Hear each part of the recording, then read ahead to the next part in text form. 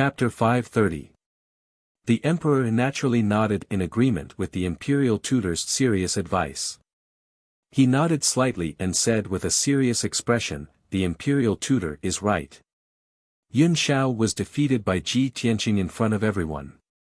His reputation has been damaged and his prestige has been greatly reduced. There would definitely be many people criticizing him, and there would even be some rumors and slanders. For so many years, Yun Zhao's life has been smooth and he has not encountered any obstacles. This emperor is worried that he is young and impetuous and cannot accept this result. He will form a grudge with Ji Tianqing. The imperial tutor stroked his beard and said in a serious tone, "Therefore, this matter needs to be secretly resolved by the emperor." The emperor already had a plan in mind. He took out a piece of golden paper from the table and began to write a letter to the emperor. As he wrote the letter, he also read the contents of the letter out loud so that the imperial tutor could also know the inside story. "My son, Yun Shao, seeing words is like seeing a face." The battle on the emperor's stage was the focus of everyone's attention. Everyone knows about it. I have also received the news and results. Yun Shao, ever since you stepped into martial arts cultivation at the age of 4, it has been smooth sailing for the past 20 years, however, there was always someone who was better than him. No matter who it is, they will have to experience failure. Even a peerless powerhouse like Kenshin cannot remain undefeated for his entire life. He will eventually encounter setbacks. Yun Shao, this emperor hopes that you can face your opponent head-on and use this setback to motivate yourself to work harder. This emperor also hopes that you can bury the hatchet with Ji Tianqing. Don't lose the big picture for the small things and have conflicts with Ji Tianqing again. You and Ji Tianqing are the top geniuses of our race. In the future, you will become the pillars of our race and fight against the other races. If you can understand, respect, and support each other, and even become good friends, that is what this emperor wishes for. It is also a blessing for our race. When the emperor put down his brush, he had also finished reading the contents of the letter. He stamped the golden paper and placed the letter in an envelope. He then used a secret technique to seal it. The imperial tutor smiled and nodded. This is good. When the emperor sees the letter, he will definitely understand what to do. "Emperor, I will send someone to deliver the letter to the Son of Heaven." As he spoke, the imperial tutor reached out to take the envelope. However, the emperor waved his hand and said, "There's no hurry. This emperor still needs to write another secret letter. Later, send someone to deliver it to the monarch residence." Imperial residence? The imperial tutor was stunned for a moment before he immediately understood. The emperor's letter is for that prince? Not bad. The celestial emperor nodded and said, 3 years ago, this emperor arranged for him to enter the monarch manor and let him secretly monitor the movements of the various princes and make preparations for Cloud Sky to enter the monarch manor. In addition, this emperor also asked him to secretly protect and assist Yun Shao. This person is a hidden chess piece that this emperor placed in the emperor's mansion. If used properly, he will definitely be of great use. The emperor lowered his head as he wrote the letter. He said, Ji Tianqing will enter the monarch manor soon. This emperor wants him to secretly keep an eye on Ji Tianqing and think of a way to get close to Ji Tianqing. From Ji Tianqing, he can find clues related to Kenshin. He also needs to investigate clearly for this emperor whether Ji Tianqing has really inherited Kenshin's secret technique. Compared to Kenshin's bloodline, Kenshin's secret technique is the most mysterious and terrifying thing. After all, once Kenshin's secret technique appears, it will be enough to shake the entire profound sky continent. Hearing the emperor's plan and arrangement, the imperial tutor nodded and said, "That's right. With the emperor's careful arrangement and treatment, it should be foolproof." Then, he took the 2 secret letters from the emperor's hands and bowed to bid farewell to the emperor. He then sent someone to deliver the letters. Very quickly, 7 days passed. In these 7 days, the central state city was bustling with noise and excitement. All kinds of rumors and slanders were spreading everywhere. The battle between Ji Tianqing and Long Yunxiao had already spread throughout the central state city. It had reached the point where even women and children knew about it. Not only were all the powerhouses, families, and martial artists talking about the battle between the two, but they were also talking about it. Even the common people on the streets and alleys were talking about it with great relish. Also, the news had spread out of the central state city and was spreading in all directions at a rapid speed. Ji Tianqing's name finally resounded throughout the central state land. Everyone knew about him, and he had also become one of the influential figures in the central state land. Long Yunxiao, the emperor of the imperial court who received a lot of attention, had his reputation plummeted. He had almost become the laughingstock of all the powerhouses and martial artists. Countless people were criticizing and laughing at him behind his back. All kinds of slanders emerged one after another. Of course, the powerhouses, martial artists, and common people only dared to slander and criticize him behind his back. They would never dare to speak it out in the open. In these 7 days, Long Yunxiao did not show himself. He did not hold a ceremony to select a heavenly concubine, nor did he announce the date of the selection. Everyone in the outside world guessed that Long Yunxiao's injuries were too serious and he was in seclusion to recuperate. This morning, everyone in the Cool Breeze courtyard gathered in the conference hall. Ji Tianqing, Ji Ku, and Yan had already made preparations. They were going to the monarch mansion today. In the hall, Ji Tianqing led Ji Ku and Yan to salute the Beast King. He said with a sincere expression, "Senior Beast King, the three of us are going to the monarch mansion today. Thank you for taking care of us all this time. This junior will remember it in his heart." The Beast King quickly raised his hand, indicating Ji Tianqing to dispense with the formalities. He said with a smile, "Nephew Tianqing, this old man and your master are as close as brothers. What's this little help? Tianqing, the monarch mansion is sacred and dignified. There are many rules and geniuses of various races and descendants of wealthy families. The relationship between the forces is very complicated. After you enter the monarch mansion, you must be careful in everything. Don't be impulsive and reckless. You must plan slowly." The Beast King exhorted with concern. Ji Tianqing, Ji Ku, and Ji Ku listened attentively and remembered it in their hearts. After he finished speaking, White Ape stepped into the hall and cupped his hands to report to him, "Master, we're ready and can set off at any time." Hearing White Ape's words, Ji Tianqing raised his brows and asked the Beast King in puzzlement, "Senior, are you leaving too?" The Beast King nodded slightly and said with an amiable expression, "That's right. Now that the three of you are going to enter the monarch mansion to cultivate, this old man is also going to leave for a while and return to Beast King Valley. This time, I'm going back to Beast King Valley to deal with some matters. I don't know when I'll be able to return. This mansion is this old man's property. After this old man leaves, there will be guards guarding it. During this time, if you leave the monarch mansion, you can also stay in the Qinfeng courtyard temporarily." "Thank you, Senior." Ji Tianqing, Ji Ku, and Yan cupped their hands to thank the Beast King again. Then, the three of them bid farewell to the Beast King and left the Qinfeng courtyard, heading straight for the Forest of Divine Monuments in the city. After they left, the Beast King also left the Qinfeng courtyard with White Ape and rushed back to the Tianshan region in the south. Announcing a VIP reader group number, 258620646. Brothers with fan points are welcome to join the group. If brothers have any questions, little he will answer them in the group. Chapter 531. Half an hour later, Ji Tianqing brought Ji Ku and Yan to the Forest of Divine Steels.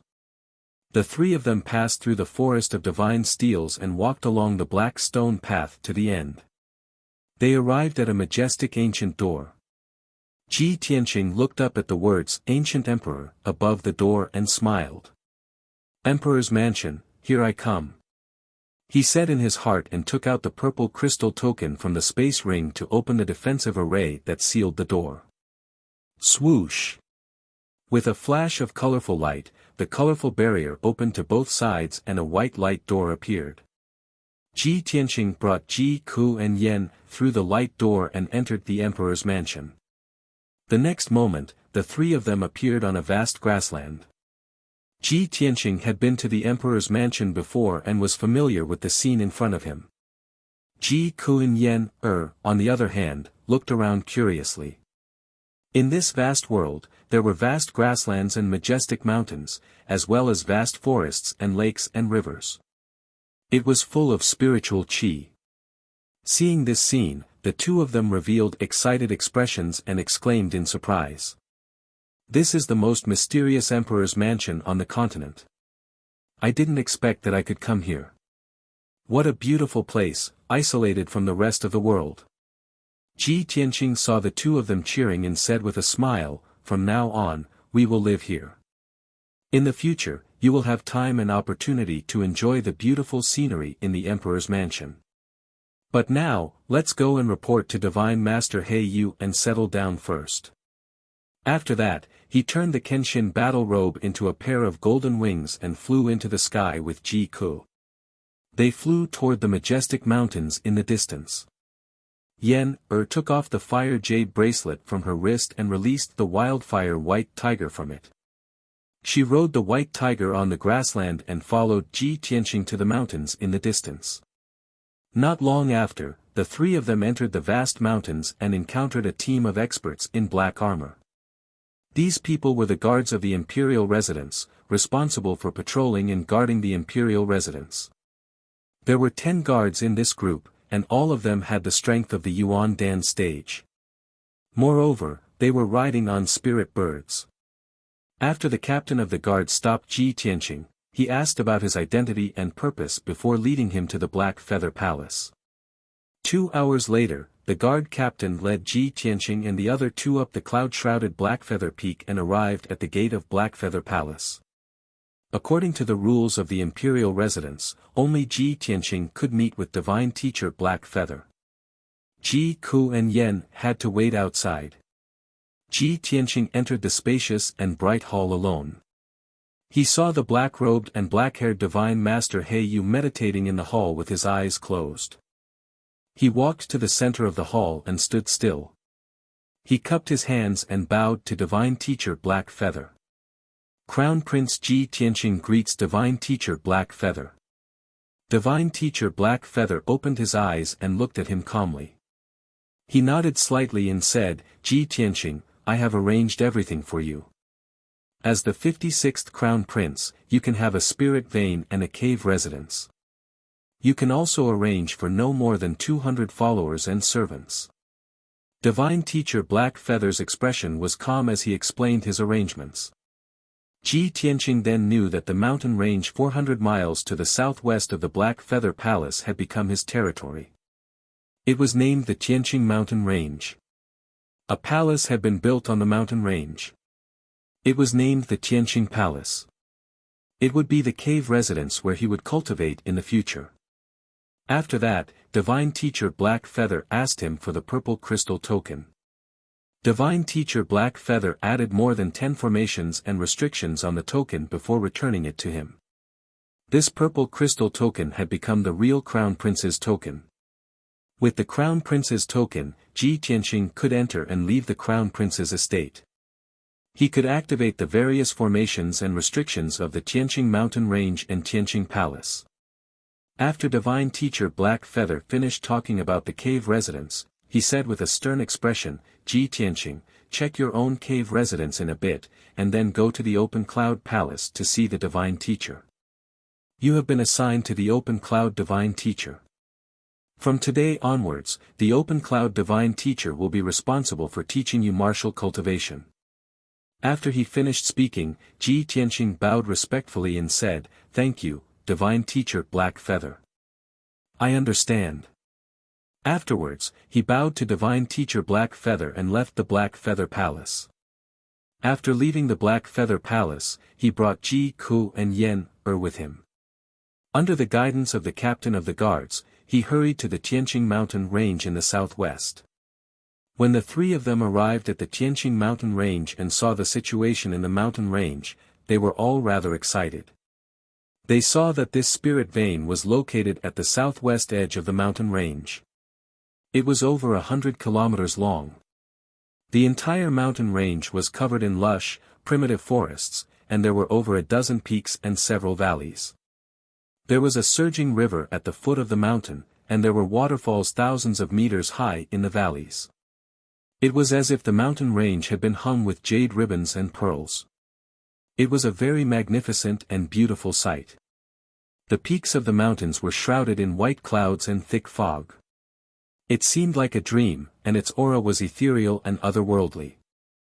On the tallest mountain peak of the mountain range, there was a magnificent palace that occupied an area of 10 miles. This was the Heavenly Palace. The Tianqing Palace sat in a vast sea of clouds. There were even multicolored auspicious clouds lingering above it. Such a magnificent palace seemed like a heavenly palace. The three of them arrived outside the Tianqing Palace and examined the palace up close. Beneath their feet was a path paved with black stone. In front of them was a square that was 1,000 meters in radius. After passing through the square, they would arrive at the gates of the Tianqing Palace. The towering palace gate, which was 100 meters tall, was built with dark green boulders and set up with a powerful defensive formation. On the lintel directly above the palace gate, the words, Tianqing Palace, were carved in flamboyant calligraphy. It exuded a noble and powerful aura. From now on, this is my territory. I finally have my own spirit vein and cave abode. Ji Tianqing looked at the majestic palace with a gratified smile in his eyes. Then, he led Ji Ku and Yen through the square and walked to the palace gate. He opened the palace gate with the emperor's token and led the two of them into the palace. There were 3 courtyards in the Tianqing Palace. There were 3 majestic palaces that covered an area of more than 1,000 meters. Around the 3 main palaces, there were rows upon rows of houses and buildings. There were also 2 beautiful gardens and 2 lakes that were as clear as mirrors. There were thousands of houses of various sizes in the entire Tianqing Palace. Not to mention 100 or 200 attendants and guards, even if thousands of people lived in it, it would not feel crowded. Ji Ku and Yen walked in the huge Tianqing Palace. Their hearts were filled with shock and amazement. They could not help but cheer in surprise. Brother Tianqing, your cave abode is bigger and more luxurious than the imperial palace of the royal Azure Kingdom. Yen also nodded and praised, Senior Brother Tianqing, even the imperial palace of our fire tribe can't compare to your cave abode. The spiritual energy and resources here are too rich. It's simply the perfect cultivation ground. Chapter 532. Ji Ku and Yen were extremely excited. They walked around Tianqing Palace, looking around curiously. Ji Tianqing had the two of them stay in Tianqing Palace to familiarize themselves with the palace's environment first. He left Tianqing Palace and followed the captain of the guards to Open Cloud Palace. On the way to Open Cloud Palace, he thought to himself, I wonder what race that Open Cloud Divine Master is from, and what he looks like. How many princes does he have under him? And how does he usually teach the princes how to cultivate? Ji Tianqing was still very unfamiliar with the imperial residence, and did not understand the situation there. Before today, he only knew of Divine Master He Yu. He had not even heard of the other 9 Divine Masters. He was naturally filled with curiosity and doubt about the Open Cloud Divine Master that he had yet to meet. 2 hours later, Ji Tianqing arrived at Open Cloud Peak in the middle of the mountains under the captain's guidance. He landed outside Open Cloud Palace. The guard captain bowed to him and took his leave. Ji Tianqing tidied up his clothes and long hair, and walked towards the gates of Open Cloud Palace alone. There were a few guards standing guard at the gates. After they stopped him, they asked him about his identity and his purpose for coming. He showed his imperial token, and the guards let him pass, allowing him to enter Open Cloud Palace. He passed through the gates of the palace, followed the clean and tidy path, passed through the first courtyard, and entered the majestic palace. As soon as he entered the main hall, he saw 4 noble and handsome princes standing in the main hall. These 4 princes were all extraordinarily handsome youths, but they came from different races. 2 of them were human youths, and the other 2 were foreign youths. The 4 of them stood quietly in the main hall, deep in thought. They seemed to be listening to instructions. Ji Tianqing's gaze passed over the 4 of them, and looked towards the seat of honor in the main hall. He saw a black-robed, dignified middle-aged human man sitting on a dark golden throne inlaid with jade. This person was tall and burly, and his facial features were as angular as a rock. He exuded a resolute and dignified temperament. Especially his deep eyes, they were calm and indifferent, and they contained the extraordinary bearing of an expert that looked down upon all living beings. Ji Tianqing immediately guessed that this black-robed man should be the Clear Cloud Divine Sage. At this moment, the Clear Cloud Divine Master was currently explaining the mysteries of a certain internal cultivation method to the 4 princes, dissecting the essence of the cultivation method. His voice was slightly low and deep, and it contained a sense of solemnity and seriousness, causing those who heard it to feel deep veneration and listen attentively. Ji Tianqing strode into the hall and stood still in the middle. He bowed towards the Clear Cloud Divine Sage and said, "I, Emperor Ji Tianqing, have just entered the imperial residence today. I've come to pay my respects to the Clear Cloud Divine Sage." The Clear Cloud Divine Sage stopped teaching and looked at him calmly. He sized him up a few times. The 4 princes also looked at Ji Tianqing with different expressions as they observed him silently. A while later, the Clear Cloud Divine Sage nodded slightly and said to Ji Tianqing, "Ji Tianqing, you've already paid your respects to the Divine Sage Heiyu, right?" Ji Tianqing replied honestly, "Yes. The Divine Sage Heiyu has already arranged a dwelling for me and assigned me to be under your command." The Clear Cloud Divine Sage nodded and said sternly, "Correct. From today onwards, you are one of the princes under my tutelage. I will teach you martial cultivation. There are a total of 10 divine sages in the imperial residence. As a great divine sage, the divine sage Heiyu has never personally taught the princes. The current 56 princes are taught by me and the 8 divine sages. Every divine sage has a few princes under them. In the future, if you have any questions or problems with cultivation, you can come to the Clear Cloud Palace to ask me for guidance." Ji Tianqing nodded to show that he understood. He said calmly, "The princes have just entered the imperial residence. I hope that the divine sage Clear Cloud Divine Sage can guide and take care of me in the future." The divine sage Clear Cloud Divine Sage nodded and continued, "Now that you are under my tutelage, you can come to the Clear Cloud Palace at any time. You will not be restricted or obstructed. However, if you have any matters or questions about cultivation and want to see the other divine sages, you must first hand over an invitation and wait for the divine sage's notice. There are many rules in the imperial residence, and they are very strict. The relevant books have already been prepared in your dwelling. Once you return to your dwelling, you can take some time to read them carefully. You need to understand the rules of the residence as soon as possible." Ji Tianqing clasped his hands and bowed. He said, "As you wish, divine sage." The divine sage Clear Cloud Divine Sage then looked at the 4 princes in the hall. He said sternly, "From today onwards, Ji Tianqing is the 5th prince under my tutelage. The 5 of you will also become fellow disciples. Get to know each other first."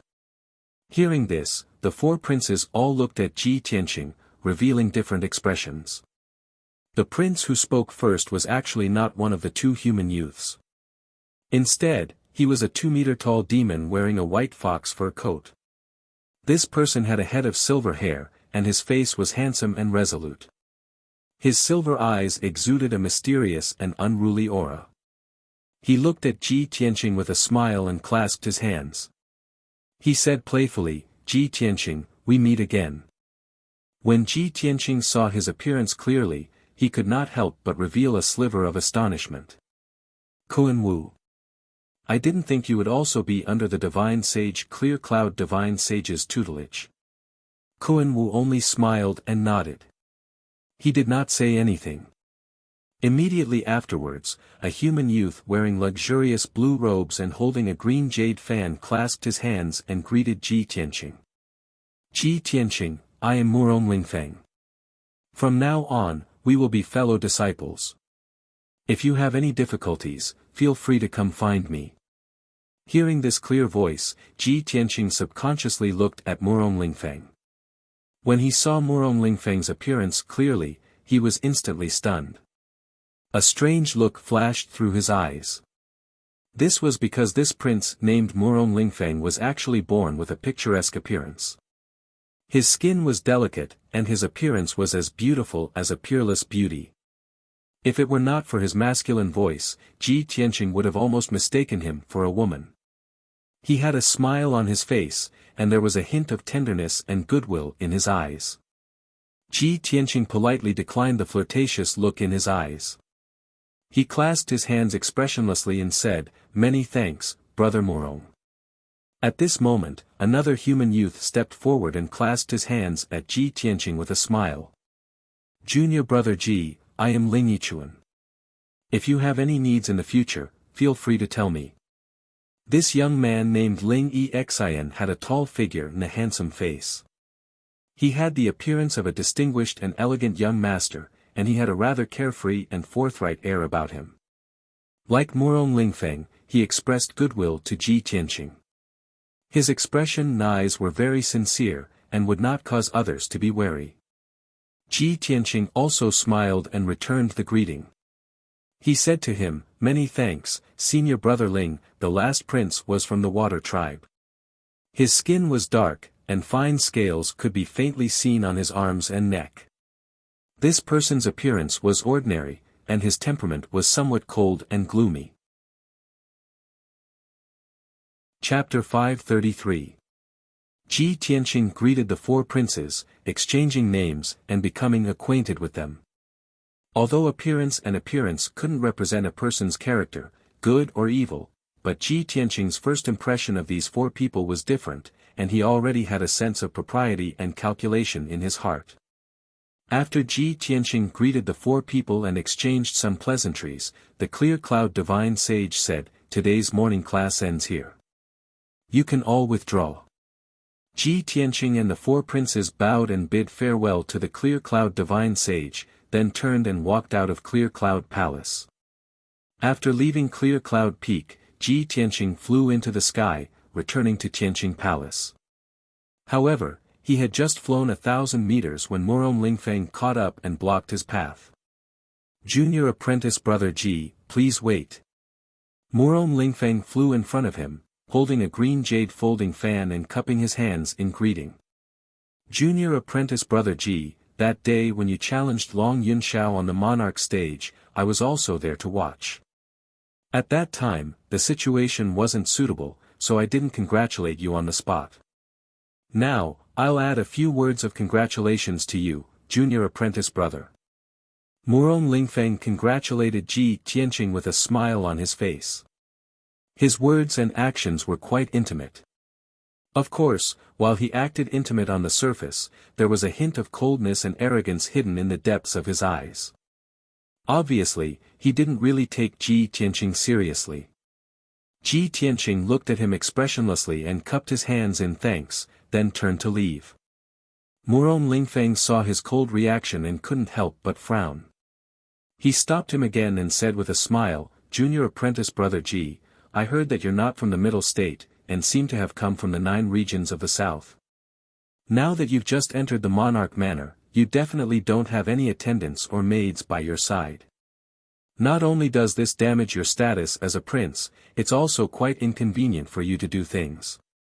It just so happens that I've recently recruited a group of capable guards, as well as a dozen or so young and beautiful maids. If junior apprentice Brother Ji doesn't mind, I'll gift those guards and maids to you, so you don't have to worry about these trivial matters."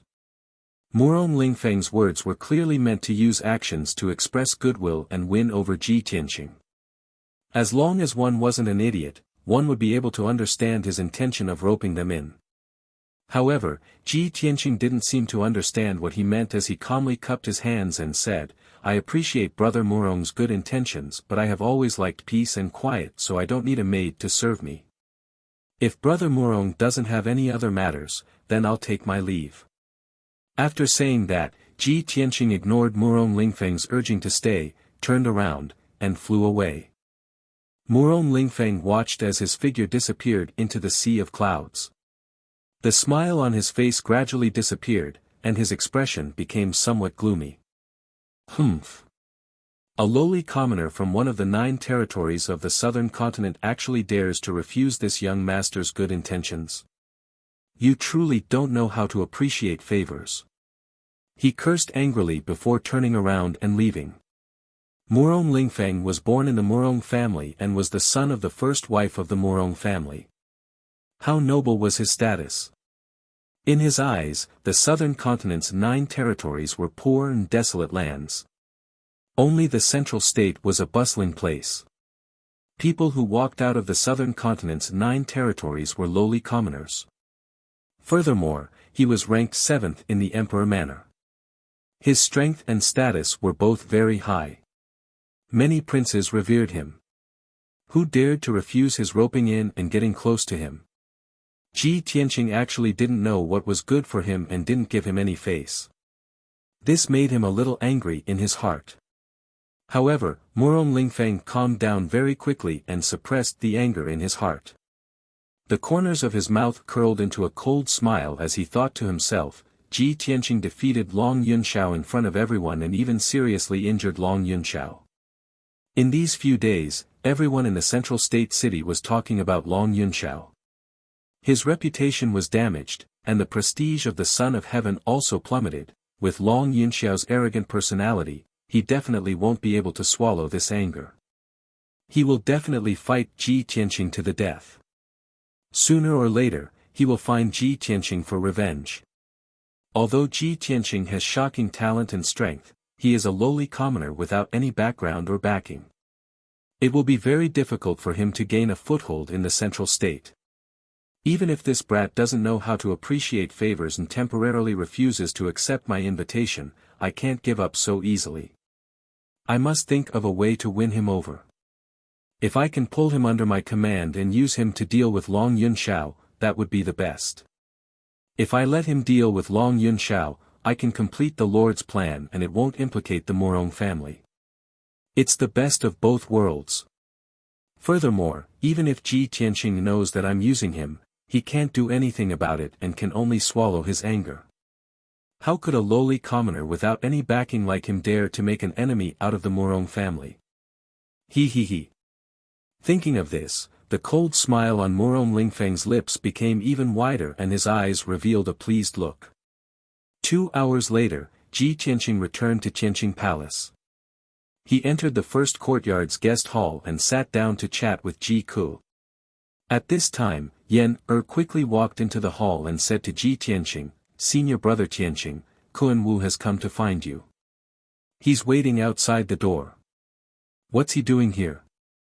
Ji Tianqing frowned and thought for a moment before saying, Yan bring him in. Okay. Yan responded and quickly turned around to leave the hall. Not long after, Yan brought Kun Wu back to the hall.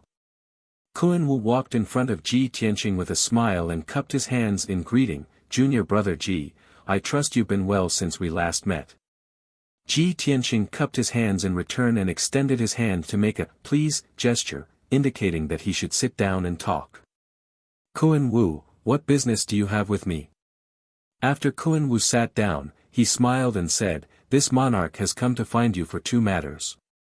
The first is to congratulate you on passing the examination and successfully entering the monarch mansion. Thank you. Ji Tianqing nodded and asked, what's the second matter? Kun Wu turned his head to look at Ji Ku and smiled, in addition to congratulating you, this monarch also wants to see Ji Ku. He looked at Ji Ku with concern. After sizing him up a few times, he asked, Ji Ku, you can already hide the characteristics of our golden raccoon clan. It seems that you've already escaped danger and learned how to control your demon power. If it was a month ago, Ji Ku would still have some disgust and resistance towards Kun Wu. However, now that she had accepted her identity as a member of the Golden Raccoon clan, she could face everything calmly. When she saw Kun Wu again, she didn't feel as disgusted as before. She nodded to Kun Wu and said in a calm tone, "Thank you for the pill you gave me before." Kun Wu waved his hand and said with a smile, "It's nothing. Don't mention it. Ji Ku, this monarch still has a few more pills and a secret cultivation method of the Golden Raccoon clan. If you cultivate according to this secret cultivation method, not only will you be able to quickly refine your demon power, but it will also allow you to quickly increase your strength. It will be faster than cultivating human martial arts." As he spoke, Kun Wu took out a small white jade bottle and a simple yellow secret manual from his interspatial ring. Ji Ku didn't reach out to take it. He turned his head to look at Ji Tianqing and asked for his opinion with his eyes. Chapter 534. Since Ji Tianqing had agreed, Ji Ku naturally did as she was told. She accepted the medicinal pills and secret manuals from Kun Wu, nodded to Kun Wu, and thanked him. Kun Wu could see that Ji Tianqing and Ji Ku no longer held any hostility towards him, so he heaved a sigh of relief. He said in a sincere tone, "Ji Tianqing, Ji Ku, if you encounter any difficulties in the Monarch Mansion, feel free to come to Kunwu Palace to look for me. As long as it is within my power, I will definitely help you." Ji Tianqing and Ji Ku both smiled and expressed their gratitude to him. Kunwu didn't say anything else and got up to bow and take his leave. "You've just entered the Monarch Mansion, so you must have a lot of things to do. It's inconvenient for me to disturb you, so I'll take my leave." Ji Tianqing got up to see him off and asked Yan to send him out of Tianqing Palace. Silence was restored in the hall as Ji Tianqing and Ji Ku sat down to talk. The two chatted for a while and were talking about the layout of Tianqing Palace and the two gardens. At this time, Yan walked into the hall again with a letter in her hand and came to Ji Tianqing. "Senior Marshal Brother Tianqing, just as I sent Kunwu away, a woman came to the outside of the palace and asked to see you. She claimed to be eldest Senior Marshal Sister's maid and specially sent a letter, asking me to personally hand it to you." "A letter from eldest Senior Marshal Sister?" Ji Tianqing raised his eyebrows slightly and muttered in confusion. "If she wanted to see me, she could have come directly to Tianqing Palace. Why would she send a maid to deliver a letter?" As he spoke, he reached out and took the letter from Yan. After opening the envelope, he took out the letter and carefully read it. The letter paper made of hibiscus was tough and delicate, and it contained a faint fragrance. The content of the letter was very little, only a line of beautiful words. "Tianqing, I'll be waiting for you by Yunqiu Lake. I have something to discuss with you." Ji Tianqing kept the letter in his spatial ring. Then, he said to Ji Ku and Yan, eldest senior sister is looking for me. You two stay in the palace and don't leave. I'll be back soon." Ji Ku and Yan both nodded to show that they understood and gave him a few instructions. Ji Tianqing quickly left Tianqing Palace and flew into the sky. He flew towards Yunqiu Lake as fast as lightning. The elegant cloud lake was a clear and bright lake with a radius of 100 miles. It was located in the southeast of the mountains and was hidden by a few mountain ranges. Ji Tianqing didn't quite understand why Yunyao wanted to meet him there. However, he knew that Yunyao had her reasons for doing so. Half an hour later, Ji Tianqing flew above Yunqiu Lake and looked down at the situation below. He saw that Yunqiu Lake was surrounded by several towering mountain ranges, and the lake was covered with white clouds and thick fog. Looking down from the sky, it was impossible to see the lake's surface and the lakeside. The environment here was secluded and very few people came here. It was very secluded. Ji Tianqing landed on the lakeside and stood on a green grassland. He keenly looked around for Yunyao's figure. At this moment, a clear and melodious voice suddenly came from behind him. "Tianqing, I'm here. Ji Tianqing quickly turned around and saw a beautiful woman in a white dress standing under a willow tree 100 steps behind him. It was Yun Yao. Yun Yao had been waiting for him under the willow tree. She didn't show up until he came. Ji Tianqing quickly walked to the willow tree and stood in front of Yun Yao. He smiled and said, "Yao Yao, I'm here." Yun Yao nodded and said in a soft tone, "Tianqing, long time no see. How are you doing? Were you injured when you fought with Long Yunxiao on the monarch stage that day?" Ji Tianqing gently shook his head and said, "I'm fine. I've made you worry. Yao Yao, why didn't you go to Tianqing Palace to find me? Instead, you asked to meet me here." Yun Yao calmly explained, "Tianqing, the relationship between the major forces in the central state is a little complicated. It's hard to explain it clearly in a short time. Cloud Spirit Palace is now in a dangerous situation, and you and I are also at the heart of the struggle. That's why I didn't visit you before. Even if you entered the Monarch Palace, I couldn't go to Tianqing Palace to find you, so as to avoid being discovered by people with ulterior motives. However, there are some things that can't be explained in a letter. I have to tell you in person, so I can only take the risk and ask to meet you here." Ji Tianqing nodded slightly and said calmly, "Yao Yao, you don't have to explain anything. I understand that you have your own considerations and difficulties. It's good that you can understand." Yun Yao's eyes revealed a touch of gratification. Then, she said with a serious expression, "Tianqing, now that you have entered the Monarch Palace, if you want to establish yourself in the central state city, you have to understand the power structure of the central state. In our human race, the strongest is the imperial court, followed by the three great families.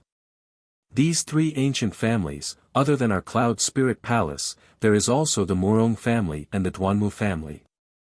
For many years, the three great families have been in a tripartite balance of power, fighting both openly and covertly. However, the three great families are independent of each other and have always maintained a balance. However, in recent years, there seems to be a mastermind behind the scenes who is plotting something, actually making the Murong and Duanmu families work together to deal with our Yun family. The Yun family is gradually declining, while the Murong and Duanmu families are becoming more and more arrogant and despotic, becoming more and more unrestrained." Hearing this, Ji Tianqing frowned and thought for a moment. Then, he said with a serious expression, "If there really is a mastermind behind the scenes controlling the two great families, then the mastermind behind the scenes must be terrifyingly powerful. A power that can make the two ancient families bow their heads. I'm afraid, it's related to the imperial court, right?"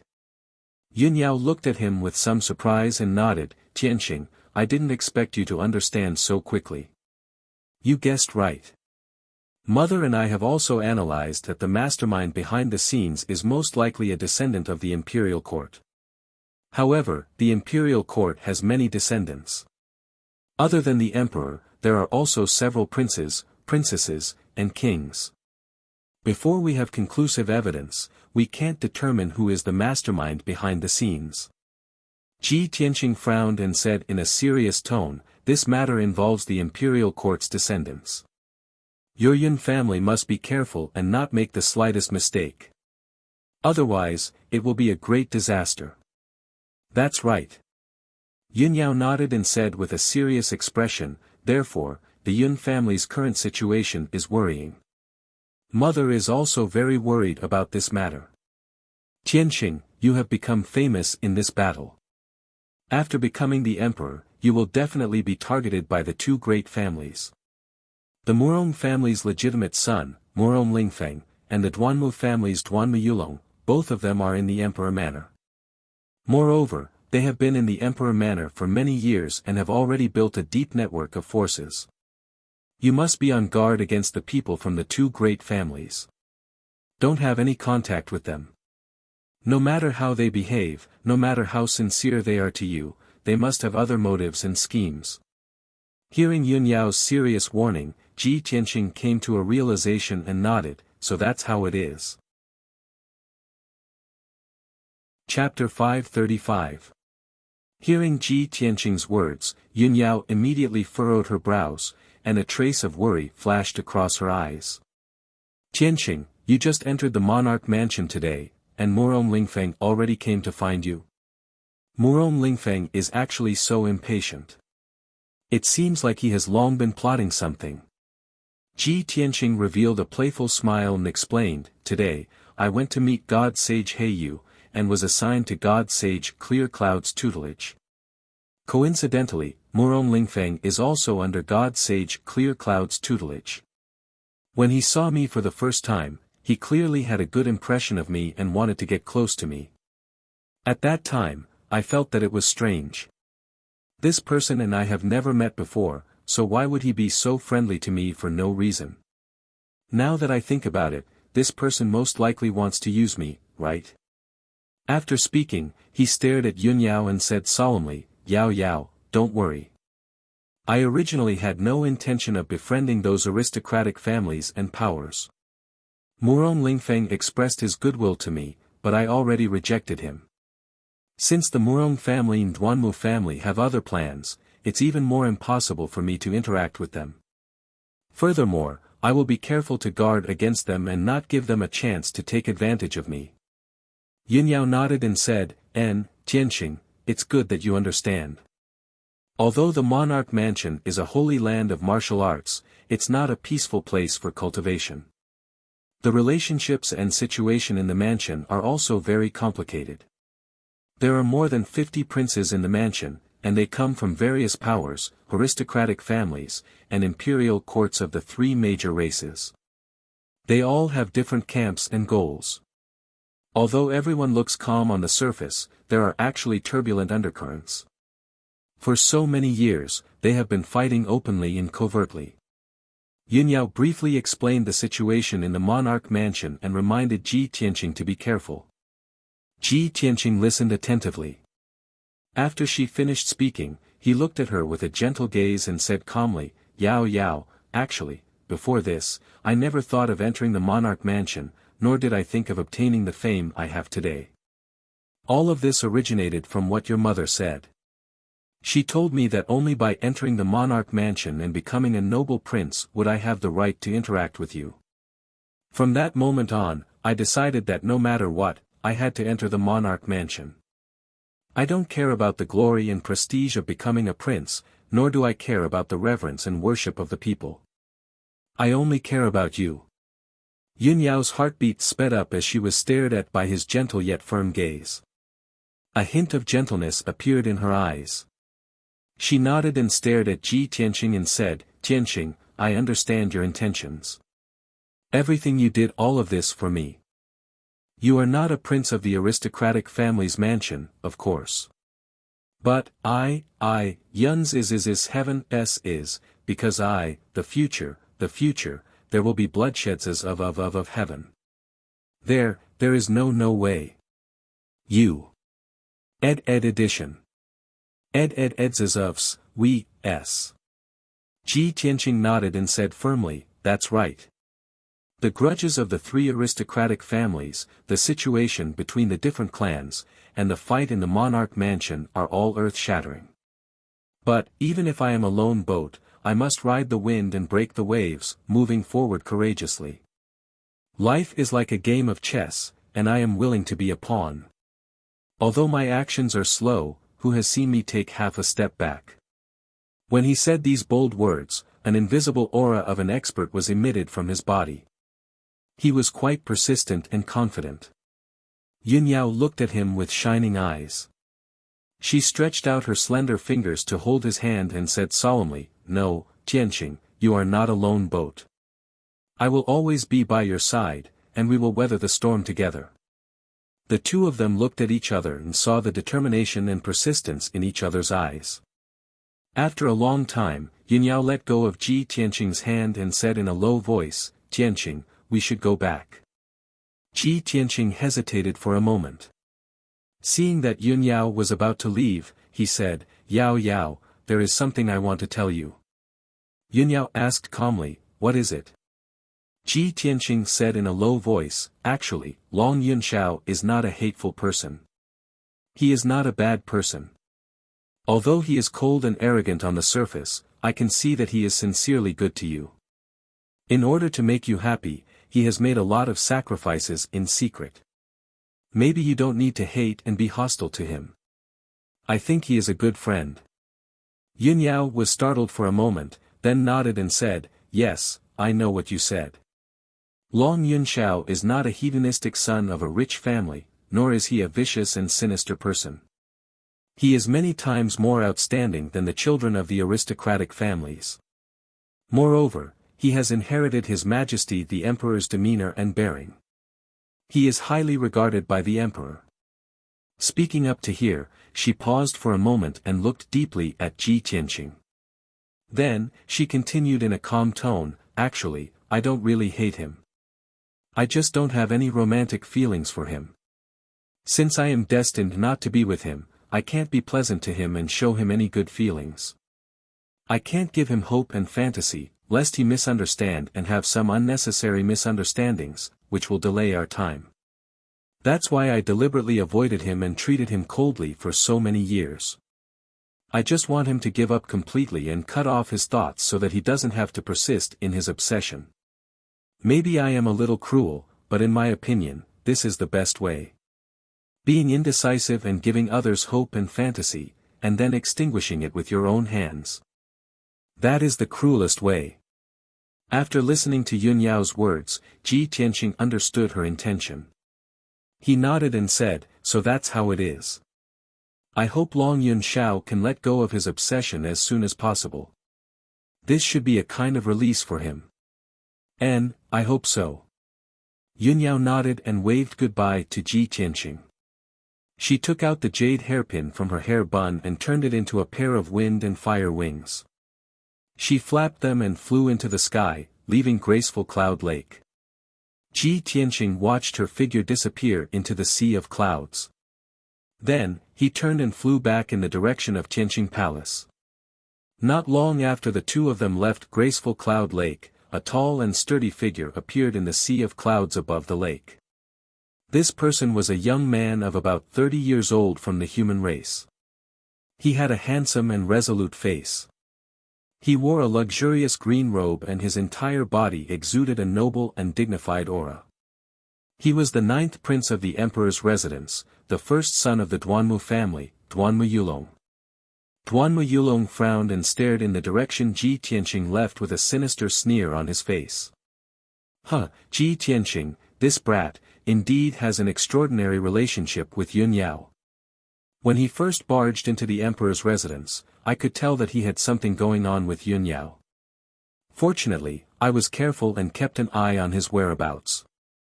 I didn't expect that on the first day he entered the emperor's residence, he would have a private date with Yun Yao by graceful Cloud Lake.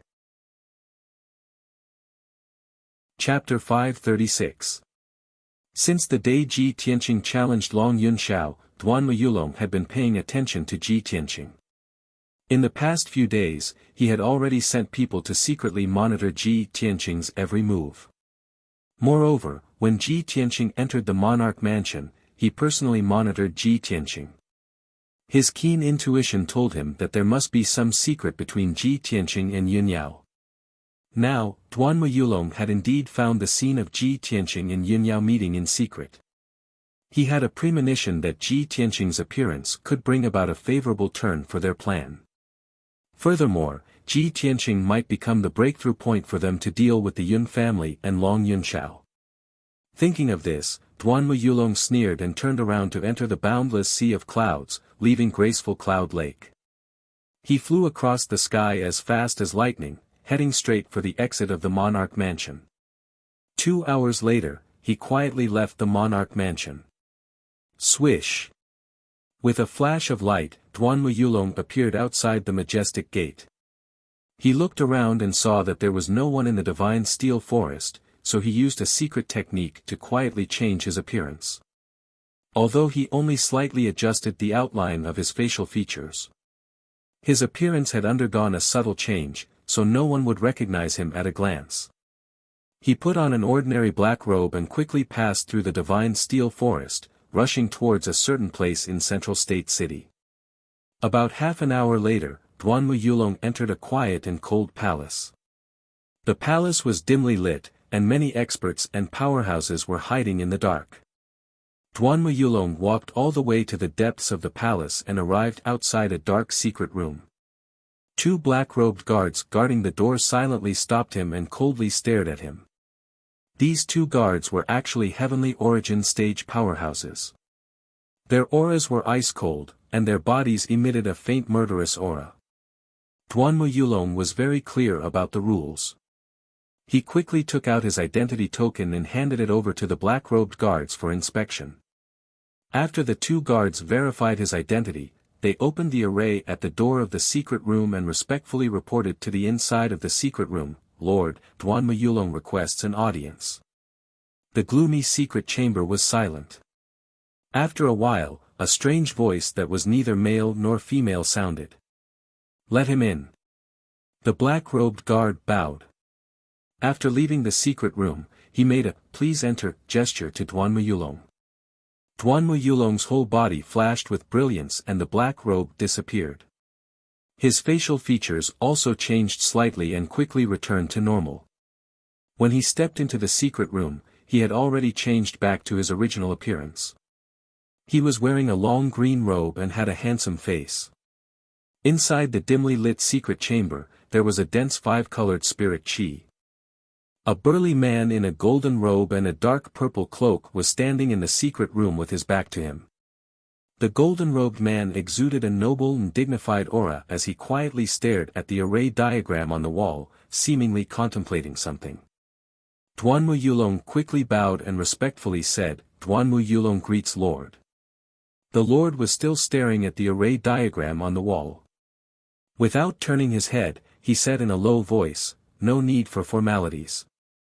Duanmu Yulong quickly straightened up and respectfully asked, "Lord, I wonder what you ordered me to come here." The Lord leisurely said, "In recent days, a boy named Ji Tianqing has become the new emperor and is about to enter the monarch mansion. Keep a close eye on this boy. If you can find a good opportunity, get rid of him as soon as possible to avoid future troubles." The Lord's voice was low and gentle, but it contained an unquestionable majesty. After Duanmu Yulong heard it, he immediately showed a surprised expression. He obviously did not expect that the Lord's order was to deal with Ji Tianqing. Why would a great figure with such a noble status like the exalted Lord pay attention to Ji Tianqing? Ji Tianqing is just a despicable person from the 9 southern regions. Even if he has become the emperor, he is still a rootless duckweed. He can't enter the Lord's eyes. Why would the Lord pay attention to him and ask me to find a chance to get rid of him? What is this boy Ji Tianqing's background? Does he have another identity or background? Duanmu Yulong was full of doubts and did not understand the Lord's order. But since the Lord had given the order, he naturally had to follow it. Moreover, since the Lord did not want to disclose the information, he did not dare to ask. "Lord, please rest assured. I will follow your order." Duanmu Yulong cupped his hands and respectfully said, "Lord, I have been secretly watching Ji Tianqing for the past few days. Today, I found a clue. Today is the first day Ji Tianqing entered the monarch mansion. I saw him having a private rendezvous with Yun Yao. The two of them seemed to be close." The Lord did not seem to be surprised when he heard the news. His tone was still cold and deep. Ji Tianqing and Yun Yao are both disciples of the Sky Pillar sect. The two of them are fellow disciples of the same sect. It is normal for them to be close to each other. Duanmu, the situation in the monarch mansion is complicated. If you want to make a move on Ji Tianqing, I'm afraid it will be difficult to find a good opportunity. If you want to kill someone with a borrowed knife or kill someone without spilling blood, you might as well use your brain and use the relationship between Ji Tianqing and Yun Yao to make a fuss. Hearing the Lord's advice and reminder, Duanmu Yulong's eyes flashed and the corner of his mouth hooked up into a sinister sneer. He nodded and quickly cupped his hands and said, "Thank you for your advice, Lord. I know what to do. Moreover, I will complete the mission as soon as possible and will not disappoint the Lord." Very good. The Lord nodded slightly, seemingly satisfied with his reaction and attitude. "If there is nothing else to report, you may leave." "As you wish." Duanmu Yulong bowed and said goodbye to the Lord. He then turned around and left the secret room. After Duanmu Yulong left, the secret room returned to darkness and silence. Only then did the Lord slowly turn around. His appearance was the same as usual. He was wearing a half-crystal mask on his face. His appearance and features could not be seen clearly. Only a pair of unique red phoenix eyes could be seen. "Humph. Ji Tianqing, I will let you live for a few more days. This Lord will soon send you to see the King of Hell. Anyone who hinders this Lord's footsteps will all die without a burial place." The great Lord murmured in a low voice as a cold light flashed in his eyes. At the same time, Duanmu Yulong left the mysterious palace. He changed into a black robe and changed his facial features. Then, he quietly returned to the monarch mansion. On the way back, he was silently calculating in his heart, although our Duanmu family is the same as the Murong family, we work hard for the Lord. However, our Duanmu family will not fall behind the Murong family. We can't let the Murong family snatch the credit. The Lord personally summoned me and entrusted me with such an important task. He must think highly of me and doesn't trust that coquettish Murong Lingfeng. I must get rid of Ji Tianqing as soon as possible and do this beautifully. I must not disappoint the Lord.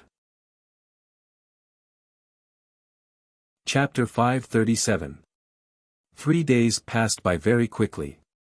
Ji Tianqing, Ji Ku, and Yan had already adapted and familiarized themselves with the environment of Tianqing Palace. In addition, the three of them had already read the rules of princes, so they had a sufficient understanding of the rules and laws of the monarch estate. During these 3 days, Tianqing Palace was peaceful and quiet. No one came to disturb Ji Tianqing and the others. It wasn't until the morning of the 4th day that Ji Tianqing left Tianqing Palace and rushed to Open Cloud's peak as fast as lightning. Today was the day of the Open Cloud's divine sage's morning lesson. Ever since Ji Tianqing entered the monarch estate, this was the first time he was listening to the teachings of the Open Cloud's divine sage. Naturally, he couldn't be absent or late. When the sun rose, Ji Tianqing arrived at Open Cloud's palace and strode into the main hall. 2 princes had already arrived in the spacious and bright main hall. Ji Tianqing recognized them with a single glance. They were the human race's prince, Ling Yishan, and the icy water race's prince, Yu Zichen. He entered the main hall and stood next to the 2 of them. Yu Zichen glanced at him expressionlessly. He had no intention of greeting him. On the other hand, Ling Yishan smiled slightly at him and nodded slightly in greeting. Ji Tianqing also nodded at Ling Yishan in response. Then, he waited in silence.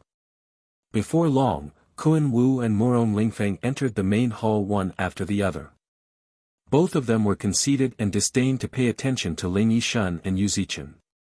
However, both of them greeted Ji Tianqing, showing their closeness. Ji Tianqing had received Yun Yao's reminder and knew of Murong Lingfeng's identity and objective. Now, when he saw Murong Lingfeng's hypocritical attitude, he felt more and more that this person was hypocritical. He didn't want to pay attention to him. However, Murong Lingfeng didn't care about his cold attitude at all. He didn't feel awkward at all. Half an hour later, the black-robed Open Cloud's divine sage entered the main hall. He walked to the seat of honor and sat down. Ji Tianqing and the 4 princes all bowed, paying their respects to the Clear Cloud Divine Master. The Clear Cloud Divine Sage nodded slightly and said calmly, "Today, I will talk about the peak of martial arts and the legendary realms of martial arts. Being the Emperor's children, in the future, you will be influential figures within the Tianxian land. You will even become the top elite warriors of the land. And the prerequisite to becoming a peak expert is to have foresight, to have a deeper understanding of the martial Dao realms and levels." Ji Tianqing had heard that the divine masters in the imperial residence would not teach specific cultivation methods and secret techniques. The God-tier masters would not interfere with the cultivation of the imperial princes.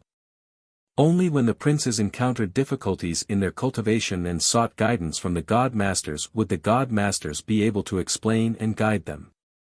Usually, the content taught by the Divine Masters were all different martial arts stories, ancient legends, and secrets of the Tian Xian land.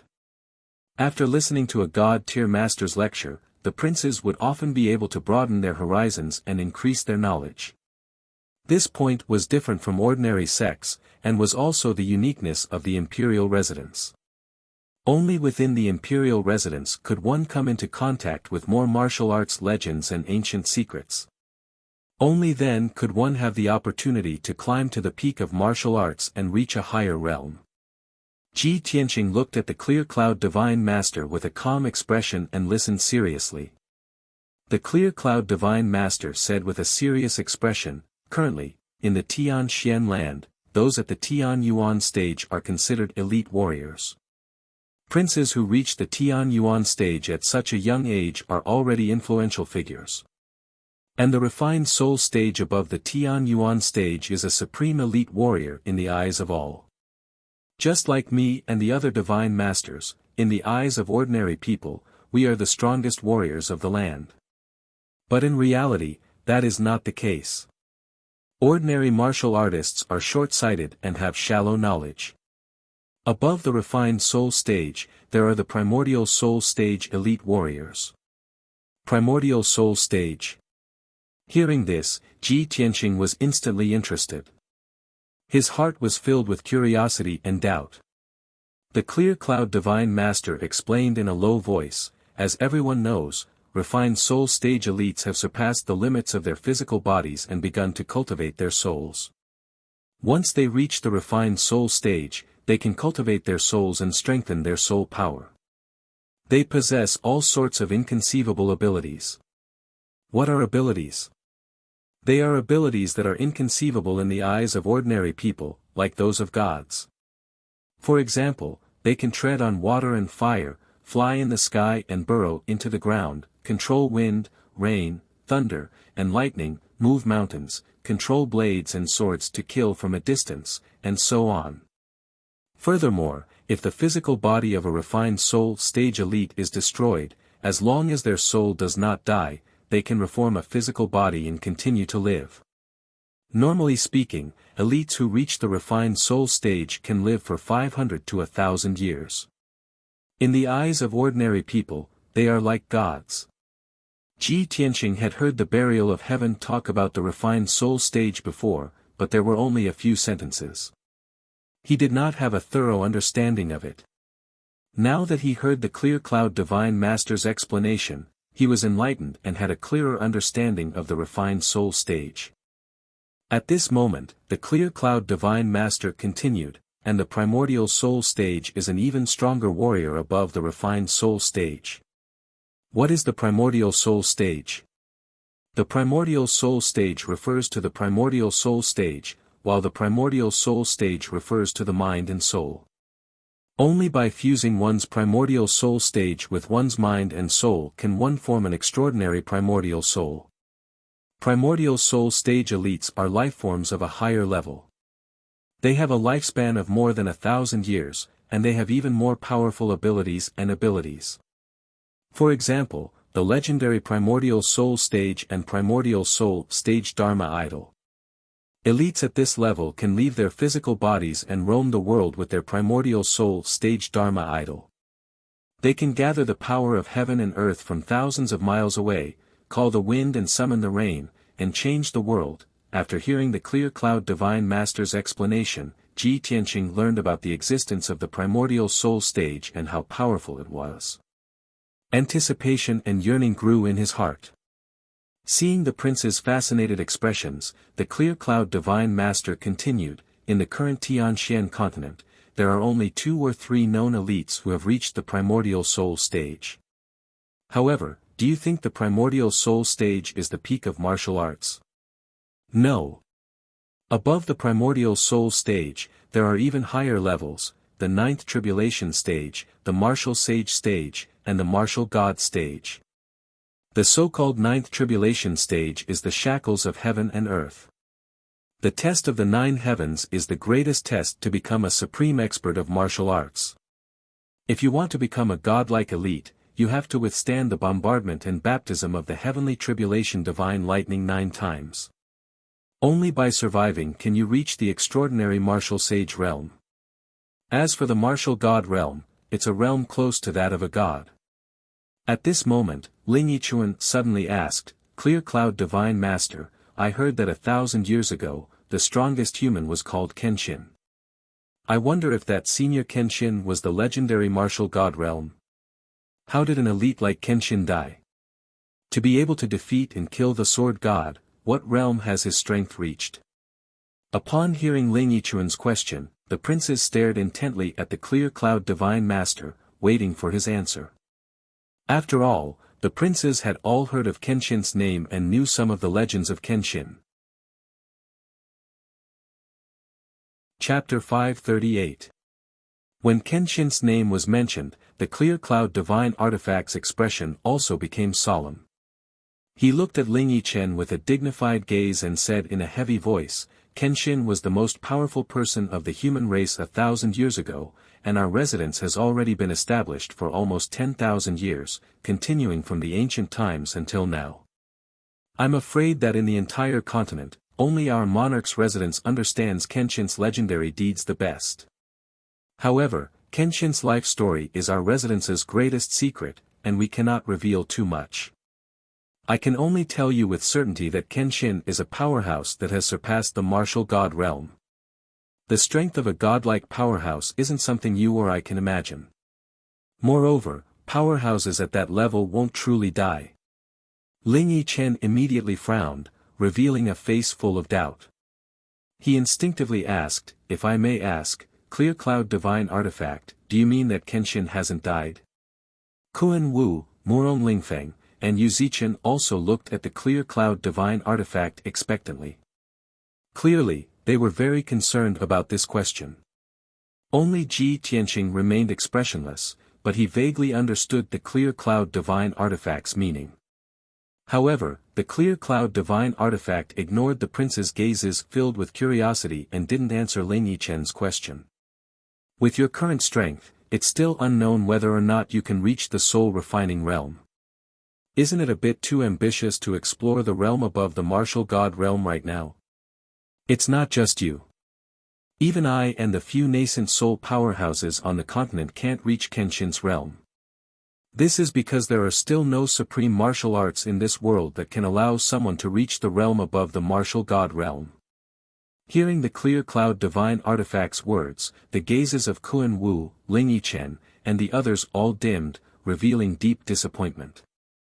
Ling Yichen pondered for a moment, then asked, "Clear Cloud Divine Artifact, could it be that you can't even learn Kenshin's supreme martial arts?" The Clear Cloud Divine Artifact frowned and looked at him with a dignified gaze. He thought to himself, why does this Ling Yichen have so many questions today? How strange.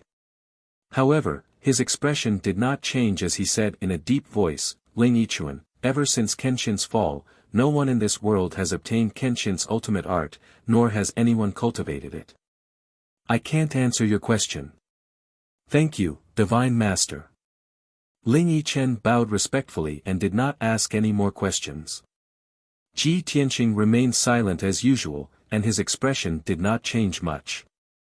In reality, after listening to the Clear Cloud Divine Artifact's explanation, waves of shock surged in his heart. He was filled with shock and excitement.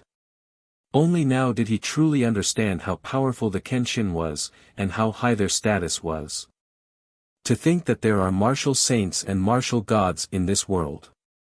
In fact, Kenshin has even reached the realm above martial god. Other than Kenshin, no one else in the world could reach such a level. The fact that I was able to obtain Kenshin's tomb and cultivate Kenshin's secret arts is truly a once-in-a-lifetime opportunity and a great fortune. This is even more so the greatest gift and care that the heavens have given me. I will definitely cultivate Kenshin's secret arts even more diligently. I hope that I can be like Kenshin in my lifetime and reach the realm above martial god, exploring the limits of martial arts. Ji Tianqing's heart surged with emotion, and he secretly made up his mind. Afterwards, the clear cloud divine artifact told everyone about the various abilities of the soul-refining realm and the primordial spirit realm, as well as the legends of many senior powerhouses. Everyone listened attentively, yearning and worship growing in their hearts. At the same time, their horizons were broadened. 2 hours later, the clear cloud divine artifact finished telling the stories of the powerhouses, and announced the end of today's morning class. Ji Tianqing and the 4 princes bowed to the clear cloud divine artifact in unison, then turned and left the clear cloud palace.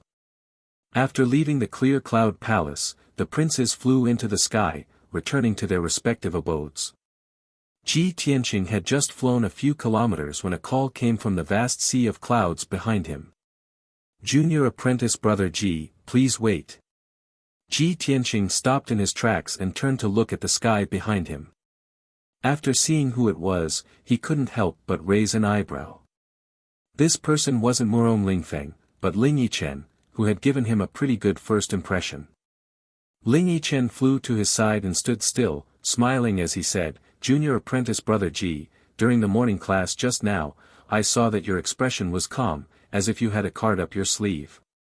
It seems that junior apprentice brother Ji is very familiar with the realm of martial arts and the legends of Kenshin. And I've always admired Kenshin greatly, so I'm very interested in his legends. May I ask what junior apprentice brother Ji thinks of what the clear cloud divine artifact said?" Ji Tianqing frowned slightly, looking calmly at Ling Yichen, and said, "Senior apprentice brother Ling, you think too highly of me. I'm not a disciple of a noble family, and I've just entered the imperial residence. Today is also the first time I've heard of such a profound realm of martial arts. As for what the clear cloud divine artifact said, my thoughts are the same as everyone else's. I admire and yearn for it, that's all." Although Ji Tianqing's impression of Ling Yichen wasn't bad. He knew very well that none of the princes who could enter the imperial residence were ordinary people.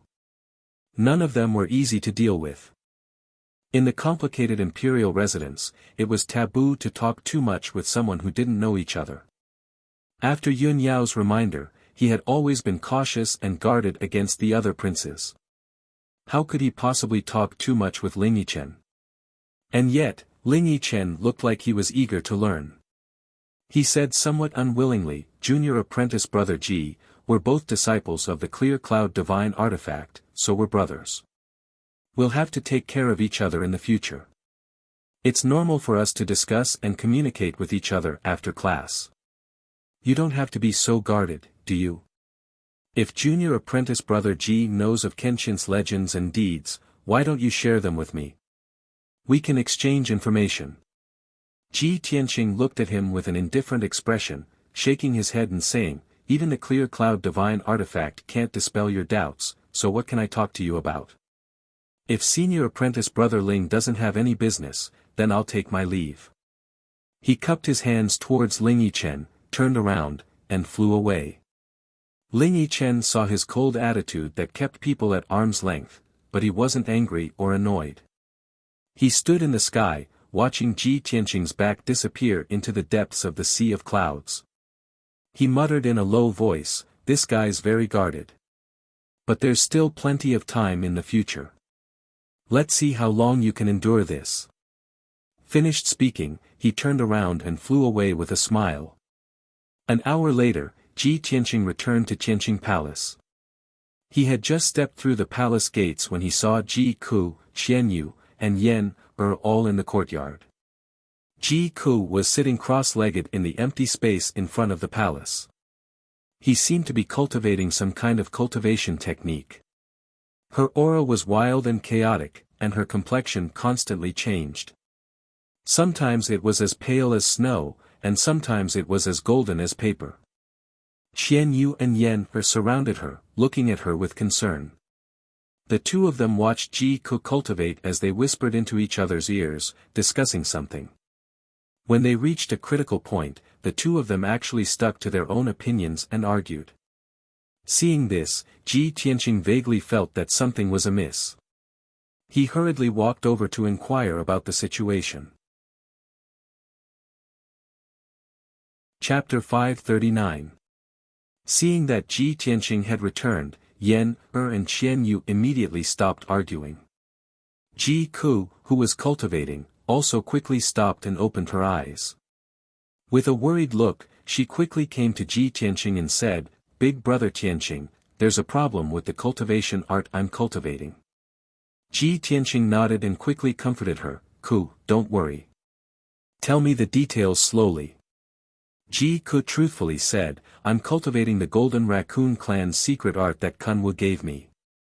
It can indeed improve my strength quickly, but it also strengthens the demon power in my body. The demon power in my body is becoming more and more violent and is gradually getting out of control. I'm afraid that if I continue to cultivate, my demon power will soon go out of control, so I don't dare to cultivate the Golden Raccoon clan's secret art anymore. However, when I cultivate the original human race's cultivation art, the world's spiritual energy I absorbed clashed with my demon power, causing it to become even more violent. I've already tried to change several cultivation arts just now. Qian Yu and Yan also helped me think of a way, but they all failed without exception. Big brother Tianqing, what should I do?" Ji Tianqing frowned and thought for a moment. He then said with a solemn expression, "Whether it's the Golden Raccoon clan's secret art or the original human race's cultivation art, you can't cultivate them now. It seems that there's a problem with the demon power in your body. I can't do anything about the cultivation problem of the demon race, so I can only find a demon powerhouse to solve it." Ji Ku looked up at him and asked with a puzzled expression, "Big brother Tianqing, you mean, to find Kunwu?" "Yeah," Ji Tianqing nodded and said, "Let's go. I'll take you to Kunwu Palace to find him." Then, he took Ji Ku and left Tianqing Palace, flying across the sky as fast as lightning. The two of them flew for 200 miles and crossed several mountain ranges before arriving at the Kunwu mountain range where Kunwu was located. Swish! The two of them landed on the mountain peak and walked toward the gate of Kunwu Palace. There were more than a dozen demon clan guards guarding the gate. They only let Ji Tianqing in after asking him about his identity and purpose. Under the guidance of a guard, the two of them passed through the gate and entered Kunwu Palace. The guard led the two of them through the first courtyard and into the guest hall. "Please wait here for a moment. Allow me to report to His Highness." The guard bowed respectfully before turning around and leaving the main hall to report the news to Kunwu. Ji Tianqing and Ji Ku sat in the guest hall and waited for a while. Then, they heard footsteps outside the hall. The two of them turned to look at the entrance of the main hall and saw that it was Kunwu. Kunwu quickly walked into the main hall. Before he sat down, he revealed a concerned expression and asked, "Ji Tianqing, Ji Ku, did you encounter any trouble when you came to find Benjun?" Ji Tianqing didn't bother with pleasantries and went straight to the point. "That's right. Kuku's cultivation has a problem. She's cultivating the Golden Raccoon clan's secret technique that you gave her. It can indeed increase her strength, but it also makes the demon qi in her body more violent." He explained the situation in a concise manner. After Kunwu heard this, he frowned in worry and looked at Ji Ku with concern. "Ji Ku, Benjun needs to check the situation first to know what's going on." Ji Ku nodded and didn't refuse. Thus, Kunwu raised his right hand and put his index and middle fingers together like a sword. He used the demon clan's secret technique and sent a streak of dark silver demon qi into Ji Ku's forehead. He controlled the streak of demon qi and sent it through Ji Ku's meridians to check the situation inside his body. However, the demonic power he used was quickly blocked by the mysterious demonic power in Ji Ku's body. Kunwu used the secret technique again and again to increase the power of the dark silver demon qi. However, he still couldn't resist Ji Ku's mysterious demon qi. 100 breaths passed, but Kunwu didn't make any progress. He also couldn't detect Ji Ku's situation. Helpless, he could only use all his demon qi to rush toward the mysterious demon qi in Ji Ku's body. The two powerful demonic powers collided with each other in Ji Ku's body, and a muffled bang was heard. At that moment, Ji Ku's body trembled. His face turned pale, and blood flowed out from the corner of his mouth. Unable to withstand the power of the collision between the two demon chi, he closed his eyes and fell unconscious. Kunwa's expression changed drastically. He quickly retracted his demon chi and looked at Ji Ku anxiously and worriedly. At that moment, a silver crescent mark suddenly appeared on Ji Ku's fair and tender forehead. The crescent mark was like a birthmark, but it emitted a faint silver glow. It looked extremely mysterious and noble. When Kunwu saw the crescent mark, his body trembled. His eyes widened, and a look of disbelief flashed across his eyes. His expression was complicated. Other than shock, there was also a trace of surprise. However, the crescent mark on Ji Ku's forehead only appeared for a breath before it disappeared. Ji Tianqing saw that Ji Ku was injured and unconscious. He was also worried and anxious. He quickly asked, "Kunwu, what's going on?" Kunwu only came back to his senses when he heard his shout. He quickly waved his hand and said, "Ji Tianqing, don't worry too much. Ku is fine. She's just unconscious." Ji Tianqing frowned and looked at him. He asked again, "How's the demon chi in Ku's body? Is there a way to solve it?" Kunwu nodded solemnly and said in a serious tone, "Ji Tianqing, I roughly know what's going on with the demon chi in Ji Ku's body. However, with my strength and methods, I'm still unable to solve the mysterious demon chi for her. If I want to solve her problem completely, I can only bring her back to the demon clan and ask Father to save her." Ji Tianqing frowned.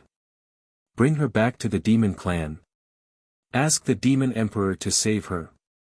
Kunwu saw that he was hesitating, so he persuaded, "Ji Tianqing, Ji Ku's current situation isn't too serious. As long as my father helps, he can still save her. However, if we delay any longer, when the demon chi in her body completely breaks the seal, even the deities won't be able to save her. Then, there's really no way to save her." Ji Tianqing pondered silently for a moment. He then said solemnly, "Kunwu, I'll remember what you said. When Kuku wakes up, I'll pass on your words to her and let her consider and decide for herself." "That's good too." Kunwu nodded and didn't say anything else. After that, Ji Tianqing carried the unconscious Ji Ku and left Kunwu Palace. After he and Ji Ku left, Kunwu was still sitting in the main hall. His eyes were fixed on the sky outside the hall. Kunwu's expression was somewhat complicated. After pondering for a long time, he muttered to himself, "Little sister, is it really you? Are you back?" No one could answer his question. For the time being, he couldn't confirm the doubts in his heart. Chapter 540. After Ji Tianqing brought Ji Ku back to Tianqing Palace, he placed her in a room and let her sleep peacefully. Xian Yu stayed in the room to take care of her in case anything unexpected happened. Ji Ku slept for half a day and only woke up in the evening. Seeing that she had woken up, Xian Yu hurriedly went to inform Ji Tianqing. Although Ji Tianqing was meditating and cultivating, he kept thinking about Ji Ku's situation. After hearing the news, he hurriedly rushed to Ji Ku's room. "Kuku, how are you feeling? Are your injuries serious?" Ji Ku had just woken up and her eyes were still a little drowsy and hazy. She rubbed her eyes and gradually woke up. She gently shook her head and said, "Big brother Tianqing, don't worry. I'm fine." Ji Tianqing was relieved when he saw that her breathing was stable and that there was no demonic power in her body. He thought for a moment and said, "After you fainted, Kun Wu told me that he can't solve your problem either. If he wants to completely cure you, he can only bring you back to the demon race and ask his father, the demon king, to help. Also, your current situation isn't too serious. As long as the demon king helps, your problem can be completely solved. If this drags on..." Ji Tianqing conveyed Kun Wu's words to Ji Ku word for word. After Ji Ku heard it, she shook her head with a determined expression and said, "No. Big brother Tianqing, I don't want to go to the demon race.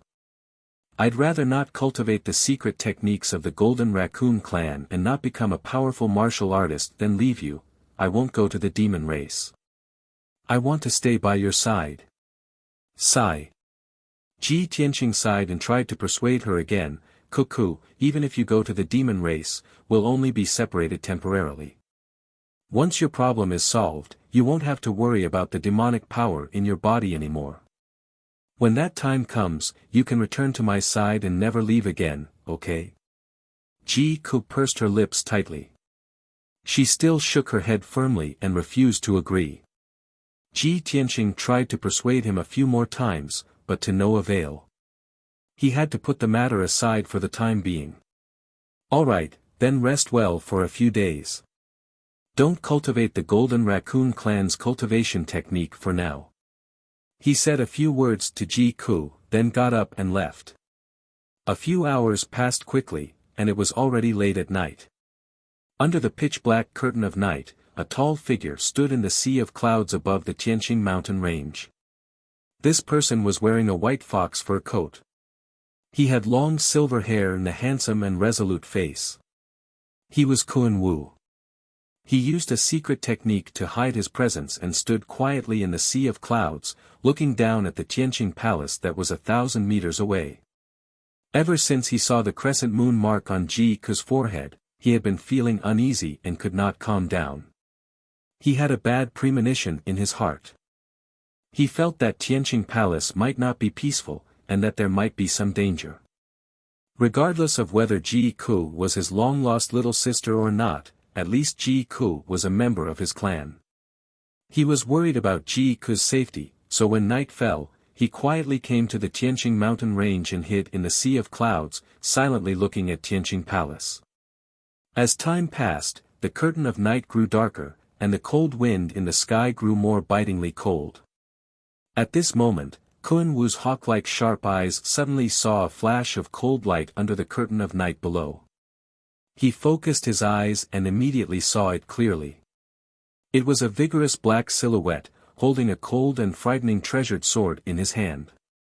He was rushing through the forest as fast as lightning towards the heavenly palace. The black figure's presence was cold and powerful. He moved as fast as a flash of light and was silent. He was clearly a heavenly origin expert. Moreover, this person did not rush toward the main entrance of Tianqing Palace, but rushed toward the side of the palace. In a short span of a dozen breaths, he had crossed 1,000 meters and entered the forest on the side of the palace. He wanted to sneak into Tianqing Palace. Seeing this, Kun Wu frowned, and a cold glint flashed in his eyes. Just as he was about to warn the people in Tianqing Palace, he suddenly realized that another figure had suddenly appeared in the forest on the side of Tianqing Palace. It was also a heavenly origin expert dressed in black and wearing a mask. He was flying in the night sky with a pair of wings formed by his true essence. He waved the sword in his hand and slashed out a 5-colored light blade. Swoosh! The 5-colored sword light formed by his true essence was more than 10 meters long. It cut through the night sky as fast as lightning and slashed into the dark forest. With a muffled bang, the black figure that had sneaked into the forest was forced into the sky by the sword light. The two black figures confronted each other in the night sky above the forest. They did not need to speak and immediately began to fight with their swords. Swoosh! Swoosh! Swoosh! The two silently waved their swords and continued to display their unique sword skills. They began to fight in the night sky. Endless streams of sword light lit up the nearby night sky. The sharp sword chi and the fragments of light that burst out tore apart the dense forest around them, causing dust and wood chips to fly up into the air. However, the two black figures deliberately suppressed their sword skills, as if they did not dare to make too much noise to avoid alerting the people in Tianqing Palace. The two sides fought for a few moves, but no one was able to gain the upper hand. The two saw that their opponent's strength was not ordinary, so they stopped fighting at the same time and quietly retreated. Kun Wu stood in the sea of clouds and stared at the two black figures leaving. A playful smile appeared on his face. Interesting. Ji Tianqing has only been in the monarch mansion for a few days, and he has already been targeted. Looking at the posture of the two men in black, one wants to sneak into Tianqing Palace to assassinate, while the other hides outside Tianqing Palace, secretly protecting and guarding. The two guys are acting secretly and don't want to be discovered by Ji Tianqing. It seems that Ji Tianqing's identity and background are not as simple as they seem.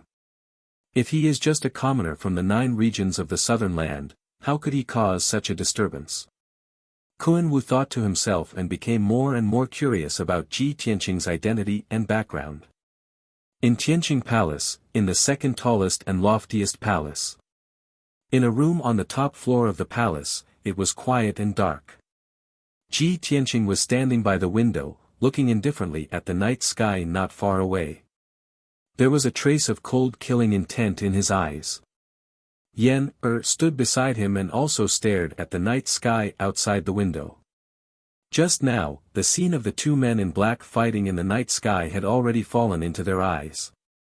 Yan frowned and shouted angrily in a low voice, "I thought that the monarch mansion was the holy land of martial arts. I didn't expect that this place is also not a good place. We just entered the monarch mansion for a few days, and someone can't wait to make a move on us." Ji Tianqing said calmly, "That man in black of unknown origin has been secretly spying on Tianqing Palace for several nights. I expect that after he finds out the situation of Tianqing Palace, he will definitely be unable to hold back his killing intent and find a chance to sneak into the palace to assassinate us. I have already set up the Tianyuan array in the courtyard, waiting for that man in black to walk into the trap and see who he is." Chapter 541. Ever since Yunyao warned Ji Tianqing, he had been on guard for the past few days. Not only was he on guard against the people from the Duanmu and Murong families, but he was also on guard against the other princes who approached him rashly. In fact, even when he was cultivating or sleeping in the Sky Air Palace, he was constantly on guard. Although there weren't any guards or experts guarding the huge heavenly palace, there were still many of them. But in the past few days, he had set up powerful Tianyuan formations everywhere in the palace. With his attainments in formations, the Tianyuan formations he set up were very powerful. They were enough to fight and kill low-level Tianyuan powerhouses. The ubiquitous Tianyuan formations were much more effective than the guards.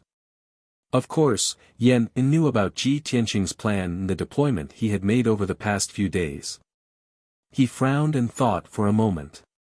Then, he whispered to Ji Tianqing, "Senior brother Tianqing, you've been planning for a few days and made sufficient preparations. It's a pity that the black-clothed assassin didn't manage to sneak in and was stopped by another black-clothed man. However, the second black-clothed man who appeared was lurking outside Tianqing Palace. He seemed to be protecting us and helping us block the assassin. I wonder who that person is. Or, who sent him here?" Ji Tianqing also looked puzzled. He nodded slightly and said, "That's right. We have to investigate the identity of the second black-clothed man as soon as possible. We don't have any other friends in the Emperor Palace other than Senior Sister. Who would secretly protect us?" Yan pursed his lips and thought for a moment. Then, he whispered, "Senior brother, the only answer I can think of is Senior Sister. I don't think anyone else would send anyone to protect us other than her, right?" Ji Tianqing pondered for a moment. Then, he shook his head and said, "Not necessarily. If Senior Sister wanted to help us, she could have just told us. Why would she send someone to protect us secretly? Besides, the second black-clothed man was a Tianyuan powerhouse. How could Senior Sister mobilize a Tianyuan powerhouse to protect us? She only has one Sky Origin Stage cultivator by her side and he is the leader of the guards arranged by the Cloud Spirit Palace. He only listens to the Cloud Spirit Palace." Yunyao had always been in the Sky Pillar sect, so she didn't have any trusted aides or guards by her side. Even if she wanted to mobilize Sky Origin stage experts from Cloud Spirit Palace to secretly protect Tianqing Palace, the Yun family might not agree. Sky Origin stage cultivators were not cabbages. Even in the ancient clans, they were the mainstays. How could they be ordered around? Yen listened to Ji Tianqing's explanation and immediately understood the key point. However, this made him even more confused. Senior brother Tianqing, if it wasn't eldest senior sister's men, then who could it be? Ji Tianqing frowned and shook his head, saying in a deep voice, I can't think of anyone who would secretly help us. Now that we are in the open, those who want to deal with us and those who want to help us are all in the dark. The water in the imperial residence is getting muddier and muddier. We have to investigate it as soon as possible so that we can seize the opportunity. Yes. Yen nodded with a firm expression, full of confidence in him. Ji Tianqing patted his shoulder and said in a deep voice, that black-clothed assassin was stopped. He won't take the bait again tonight. Yen, go back and rest. After that, the two left the room and returned to their respective residences. Ji Tianqing returned to his room and sat cross-legged on his bed, silently cultivating. Now that he had his own spirit vein and cave, the biggest benefit was that he didn't have to worry about cultivation resources. Tianqing Palace had an endless amount of spirit qi, which allowed him to cultivate with twice the result with half the effort. Even the burial of heaven in Kenshin's tomb could continuously absorb the spirit qi of heaven and earth to speed up the recovery of his strength. Tianqing Palace was located above the spring of the spirit vein, so the spirit qi was extremely abundant. There was also a super large array set up in the cave, which gathered the spirit qi from all directions, causing the spirit qi in the palace to form 5-colored spirit clouds. As soon as Ji Tianqing started to practice cultivation, the 5-colored clouds above the palace turned into wisps of 5-colored spirit mist that poured into his body in an endless stream. The incomparably pure spirit qi of heaven and earth turned into surging vital essence and surged violently in the sword palace in his body. He cultivated the 8th level of the path of the sword heart. While constantly tempering the sword palace, he also allowed the sword embryo to gradually grow and strengthen, accumulating more and more vital essence. The 8th level of the path of the sword heart is to temper the body to the extreme and reach the limit of strength. Only when the body reaches the limit and is fully prepared can I cultivate the 9th level of the path of the sword heart and merge with the sword heart. In addition, I have to master the wood and earth elemental energy as soon as possible so that I can gather the power of the 5 elements and increase my strength faster. Ji Tianqing silently calculated in his heart. He had already made preparations and arrangements for his future cultivation plan and steps. After a while, he entered a state of emptiness and concentrated on cultivating, forgetting the passage of time. 2 days passed quickly. On the morning of the 3rd day, Ji Tianqing was still meditating in the room, surrounded by 5-colored spirit qi. At this moment, Yen came to the door and called softly, Senior Tianqing, are you in the room? Senior Marshal Brother, here's an invitation for you. Ji Tianqing was awakened by Yen's voice. He ended his cultivation and opened his eyes. He was still sitting on the green jade bed. He waved his hand and released a ray of spirit qi to open the door. Yen, what's the matter? Come in. Yen hurriedly walked into the room, holding a sandalwood box inlaid with gold and jade in both hands and handed it to him. Senior Tianqing, just now a black-armored guard from the imperial residence came to the gate of the Tianqing Palace and handed this box to me. The guard said that there was an invitation inside and asked me to hand it to you. An invitation from the imperial residence's guard? Ji Tianqing frowned in confusion. He reached out and took the sandalwood box, holding it in the palm of his hand and looking at it. Who sent the invitation? Why would they put it in such a luxurious box? As he said, he waved his hand and released a ray of spirit qi to unlock the simple array on the sandalwood box. Then, he opened the sandalwood box and took out a red-stamped invitation. He flipped open the luxurious and exquisite invitation card and carefully read its contents.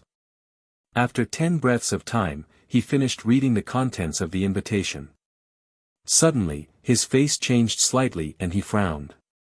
Yen had been looking at him with a puzzled face. Seeing his strange expression, she couldn't help but ask, "Senior Tianqing, what's wrong? Who sent this invitation card?" Ji Tianqing closed the invitation, put it back into the sandalwood box, and put it into the space ring. He replied with a normal expression, "Long Yunxiao." Long Yunxiao. Yen became more and more confused and asked, "Hasn't the emperor been healing and didn't return to the imperial residence? Why did he send you an invitation?" Ji Tianqing got up and walked to the door. He said calmly, "In 3 days, he will choose a heavenly consort at the Enlightening Heaven Pagoda in the imperial court. He invited me to attend the ceremony." Yen's expression suddenly changed. She muttered in a serious tone, "What should come will come. The emperor is finally going to choose a consort." Chapter 542. It had been half a month since the battle between Ji Tianqing and Long Yunxiao at the imperial stage. During this time, Long Yunxiao had not returned to the imperial palace, nor had he appeared in public. Many people guessed that he must have been seriously injured and was still recovering in seclusion. Only Ji Tianqing knew that although Long Yunxiao's injuries were not light, it was not to the extent that he had to recuperate in seclusion for half a month. However, he had not mentioned anything about the imperial concubine selection in the past half a month. In the depths of his heart, he had silently agreed that Long Yunxiao was a gentleman. He would not go back on his words and choose Yunyao as his imperial concubine. However, there had to be a conclusion to this matter. Before Long Yunxiao officially chose his imperial concubine, anything could happen. There were still many unknown variables. Therefore, after Ji Tianqing received the invitation, he had to go to the imperial palace to watch the ceremony no matter what. He had to see Long Yunxiao choose his imperial concubine with his own eyes before he could truly be at ease. After leaving the room, Ji Tianqing summoned Yen, Ji Ku, and Qian Yu. He solemnly instructed them. In 3 days, Long Yunxiao will choose his imperial concubine at the Apocalypse Pagoda. I have to go to the imperial palace personally. In the next few days, the 3 of you will stay in Tianqing Palace. Don't go out if there's nothing important. If there's anything, wait for me to come back. After that, Ji Tianqing left Tianqing Palace alone and flew towards the imperial palace's exit. He flapped his golden wings and flew across the vast sea of clouds like a shooting star. He crossed one mountain after another. After about 2 hours, he was about to reach the imperial palace's exit. Only then did he realize that there were a few imperial princes in the sky nearby. They were also flying towards the exit. When he saw that those imperial princes were all humans, he immediately frowned and thought to himself, the imperial princes rarely show themselves. They are either cultivating in seclusion in their cave abodes or training in the outside world. Why did so many human imperial princes appear at the same time today and leave the imperial palace? Could it be that they also received Long Yunxiao's invitation and are going to the imperial palace to watch the ceremony? Just as he was secretly guessing, a kind voice suddenly called out from behind him. "Junior brother Ji, please wait." Ji Tianqing was no stranger to this voice. He did not need to turn around to know that the person who spoke was Ling Yisan. As expected, he stopped in the sky and turned around to look behind him. He saw Ling Yichong flying over at lightning speed. Shua! Ling Yi flew to Ji Tianqing's side and stopped. With a face full of smiles, he cupped his hands in greeting. "Junior brother Ji, where are you going? If I'm not wrong, you should also be going to the imperial court, right?" Ji Tianqing could tell that Ling Yichen had a cheerful and passionate personality. For some reason, Ling Yichen seemed to be trying to get close to him on purpose. That was why he took the initiative to greet him. Fortunately, when Ling Yi was trying to worm his way into being friends with him, his expression revealed some sincerity, unlike Murong Lingfeng's hypocrisy. Therefore, Ji Tianqing nodded and said, "That's right, I'm going to the imperial court to observe the ceremony." "Why, is senior brother Ling also going to the imperial court?" Ling Yicheng immediately smiled. He took out a sandalwood box from his spatial ring and said, what a coincidence. The emperor also sent me an invitation, inviting me to observe the ceremony. Yes, if I'm not wrong, the emperor might have sent invitations to the dozen or so princes of the human race. As he spoke, he pointed at the princes in the sky not far away. There were a total of 7 princes of the human race. 3 of them were moving alone, while the other 4 were moving in groups. Ji Tianqing glanced at the princes and said with a calm expression, "The emperor's selection of heavenly concubines is of great importance. It's only right for him to invite our princes to observe the ceremony. It's still very far from Central State City to the imperial court. I'm afraid of wasting time, so I'll take my leave first." With that, Ji Tianqing cupped his hands and bid farewell to Ling Yicheng. He was about to turn and leave. However, Ling Yicheng caught up with him again and said with a smile, "Junior brother Ji, if I'm not wrong, you probably haven't been to the imperial court yet, right? It'll take at least 2 days to travel from Central State City to the imperial court. If you're not familiar with the route, it'll be hard to avoid wasting time and affecting the ceremony. Since we're brothers and we're going to the imperial court to observe the ceremony together, why don't we travel together? I'll lead the way for you." Ji Tianqing saw how enthusiastic he was and subconsciously wanted to reject him. However, he suddenly thought of something and swallowed his rejection. He nodded and said, "That's good too. Then I'll have to trouble you, senior brother Ling." Ling Yicheng was a little surprised to see Ji Tianqing agree so readily. This guy. He was cold to me before and seemed to be on guard against me. Why did he agree so readily today? Although Ling Yicheng was puzzled, he didn't show it on his face and didn't show any abnormalities. Junior brother Ji is too polite. We brothers should take care of each other. He smiled and said politely. Ji Tianqing only nodded and didn't say anything else. After that, the 2 of them traveled together and rushed to the exit of the imperial residence. They then left the imperial residence together. Swoosh! With a flash of light, Ji Tianqing and Ling Yicheng's figures appeared in the divine steel forest at the same time. Ji Tianqing was about to fly up into the sky, but Ling Yicheng pulled him back and said seriously, "Junior brother Ji, for safety's sake, it's better for us to change our appearance before we travel. I'm not famous in the first place, so I'm not afraid of others seeing through my identity. However, junior brother Ji, you're now an influential figure in Central State City. Who knows how many people are paying attention to you? It's better for you to be more cautious." Ji Tianqing was stunned for a moment before he smiled and nodded. "Senior brother Ling is still the most considerate. Then we'll do as you say to avoid some unnecessary trouble." Thus, he used a meticulous technique to control the muscles and nerves on his face, slightly changing the outline and appearance of his facial features. Although, on the surface, his appearance didn't seem to have changed much. However, his facial features and appearance had changed. Even if Yan, and Ji Ku saw him, it would be hard for them to recognize him at first glance. After changing his appearance, Ji Tianqing's body flashed with a golden light. The white robe he wore disappeared into thin air and turned into a long, sapphire blue robe.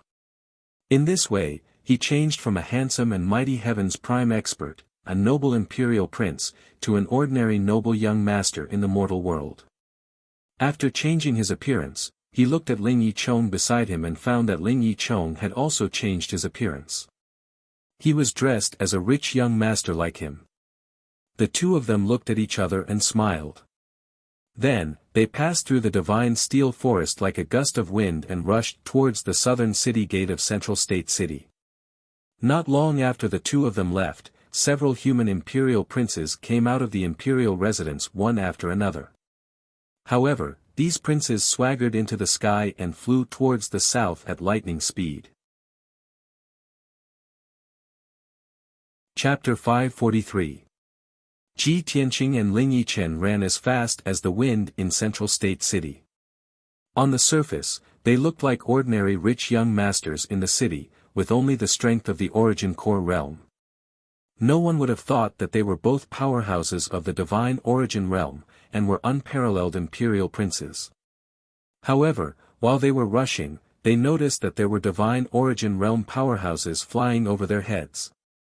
They could recognize at a glance that those figures that were as fast as flowing light were the imperial princes of the human race who came out of the monarch mansion. Many commoners and martial practitioners in the city were alarmed by those imperial princes. They all looked up at the sky and discussed in groups of 3 to 5. Ling Yichen smiled and said to Ji Tianqing, "Those fellows didn't hide their identities at all. Flying over so openly will definitely attract the attention and discussion of the commoners." Ji Tianqing nodded and didn't say anything.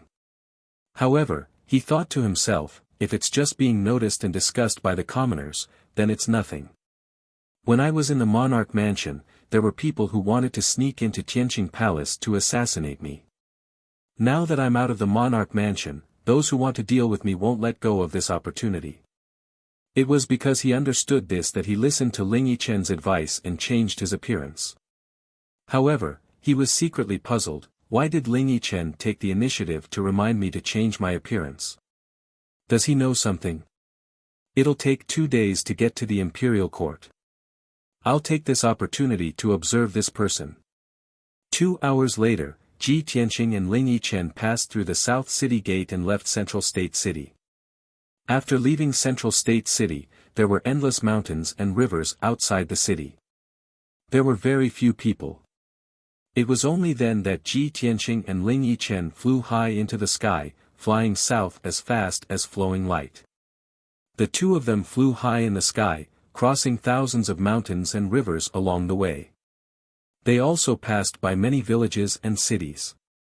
During the journey, Ji Tianqing remained silent, secretly observing Ling Yichen. Ling Yichen didn't do anything out of the ordinary. As he flew, he was vigilant of his surroundings. He would occasionally chat with Ji Tianqing, but it was all about the monarch mansion. Unknowingly, a day had passed. In the evening, Ji Tianqing and Ling Yi had flown for an entire day. They had used up a lot of their true essence, so they were a little tired and sleepy. Thus, the two of them landed on the peak of a tall mountain and stopped to circulate their qi to regulate their breathing. This towering mountain was over 10,000 feet tall, surrounded by undulating mountain ranges and a vast, dark green primitive forest. The mountain peak beneath their feet was naturally covered by a lush forest. There were towering trees all around, and the ground was covered with waist-high weeds and thorny bushes. Ji Tianqing found a large millstone in the woods and set up a defensive formation around the large stone. Then, he sat on the large stone and circulated his energy to regulate his breathing. Ling Yi found a towering tree 100 meters away from him and sat on the treetop to meditate and cultivate. As the sun set, the sky darkened. Night was about to fall. Ling Yi sat on the treetop and meditated quietly for 2 hours. He used up 2 spirit stones and recovered most of his qi. He temporarily ended his cultivation and opened his eyes. His gaze passed through the lush foliage and looked at Ji Tianqing 100 meters away. Seeing Ji Tianqing circulating his qi to regulate his breathing without any distractions, as if he wasn't on guard against everything around him, he couldn't help but frown. Sigh. Outside of Central State City, his situation must be even more dangerous. Why does he seem to be completely unaware? Ling Yi muttered in his heart, feeling an inexplicable sense of worry. However, when he thought about it again, he felt that something was wrong. Ji Tianqing came from a humble background, but he was able to walk step by step until today. After experiencing so many dangers and crises, he can still live safe and sound. He's definitely not a reckless and careless person. Thinking like this, he felt a little more at ease. Then, he withdrew his gaze from observing Ji Tianqing and quietly released his spiritual sense to explore in all directions. His spiritual sense soundlessly enveloped a radius of 400 meters, monitoring the surrounding pitch-black night. Whether it was the poisonous insects hiding in the forest or the snakes and ants hiding underground, none of them could escape his spiritual senses probing. Seeing that the surroundings were quiet and that there were no abnormalities, Ling Yi felt relieved. However, at this moment, in the sky above the mountain peak, a dazzling cold light suddenly lit up and shot down like lightning. Swoosh! It was a 2-meter-long blue light that cut through the night like a meteor. In the blink of an eye, it arrived above the forest and pierced towards Ji Tianqing's head. Ling Yi immediately sensed that something was wrong. Looking carefully, he discovered that there was an icy blue flying knife the length of a chopstick in the 2-meter-long blue light. Although the flying knife wasn't big, it was a heaven-origin grade treasure. It was indestructible and contained a terrifying power that could pierce through everything. The 2-meter-long blue light was actually the tail flame of the flying dagger. Junior Marshal Brother Ji, be careful. Ling Yi didn't have time to think. He immediately used his spiritual sense to warn Ji Tianqing. Almost as soon as his voice fell, Ji Tianqing, who was circulating and adjusting his breath, suddenly opened his eyes. At that moment, a cold killing intent flashed in Ji Tianqing's eyes. Like a cold sword light, it tore through the night in front of him. Swoosh! In the nick of time, a dark sword appeared in his left hand. His right hand held the hilt and pulled out the sword with a clang. Dragon soars from the 9th heaven. The moment the sword was unsheathed, a 10-meter-long cold sword light lit up and condensed into the shadow of a divine dragon. Roar! The divine dragon sword shadow let out a dragon's roar and slashed towards the night sky from below to meet the icy blue flying knife head-on. In a split second, the divine dragon sword shadow fiercely slashed at the icy blue flying knife. The sound of metal clashing against metal rang out. Clang! The 2-meter-long blue flame was shattered in an instant, and the heaven-origin level icy blue flying dagger was sent flying back. The icy blue flying knife lost its support and tumbled towards the night sky in the distance. At this moment, a blue figure cut through the night sky and reached out to catch the icy blue flying knife. It was a thin figure wearing a blue robe with a veil over his face. His entire body was emitting an icy blue cold air. He stared at Ji Tianqing with cold eyes. His right hand surged with a majestic true essence and infused it into the icy blue flying knife. He shook his hand and threw the flying knife at Ji Tianqing. Swoosh! The icy blue flying knife's power once again soared to the limit. It tore through the night sky and shot towards Ji Tianqing with a 2-meter-long icy blue tail flame. Ji Tianqing raised his eyebrows. He stared at the blue-robed assassin in the night sky and sneered. Humph! Finally willing to show yourself? At the same time, Ling Yi flew towards Ji Tianqing with a black sword in his hand.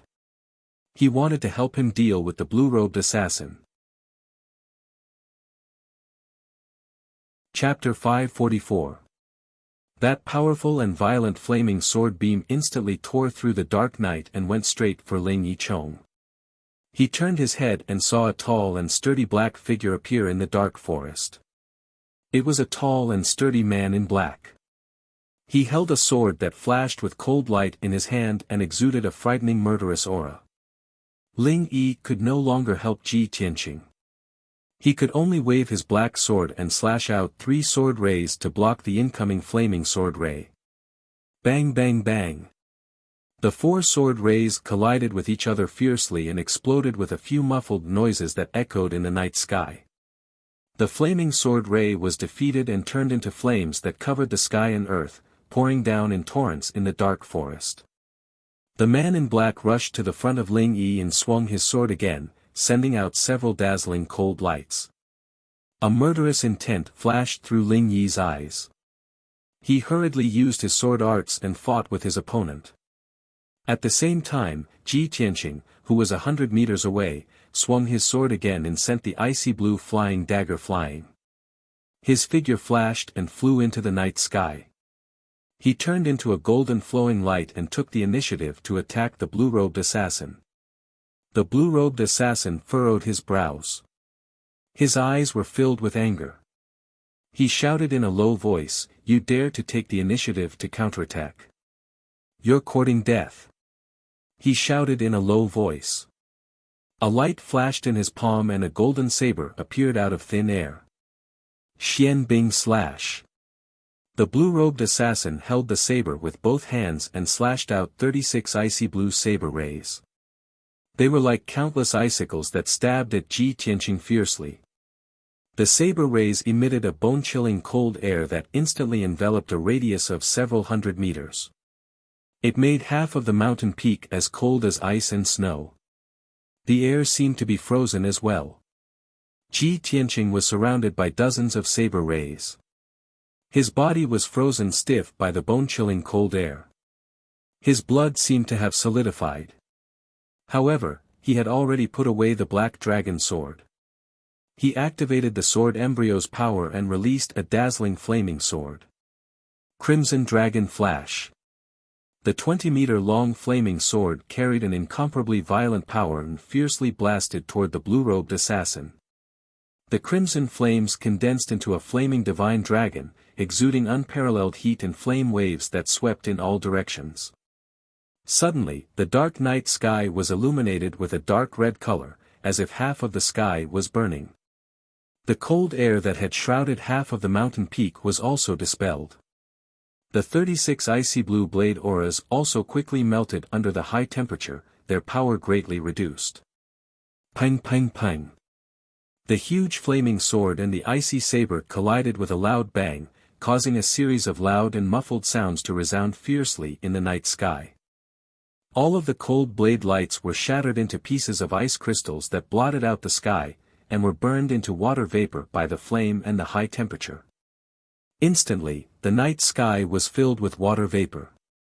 The blue-robed assassin clearly hadn't expected Ji Tianqing's strength to be so tyrannical, easily dispelling his attack.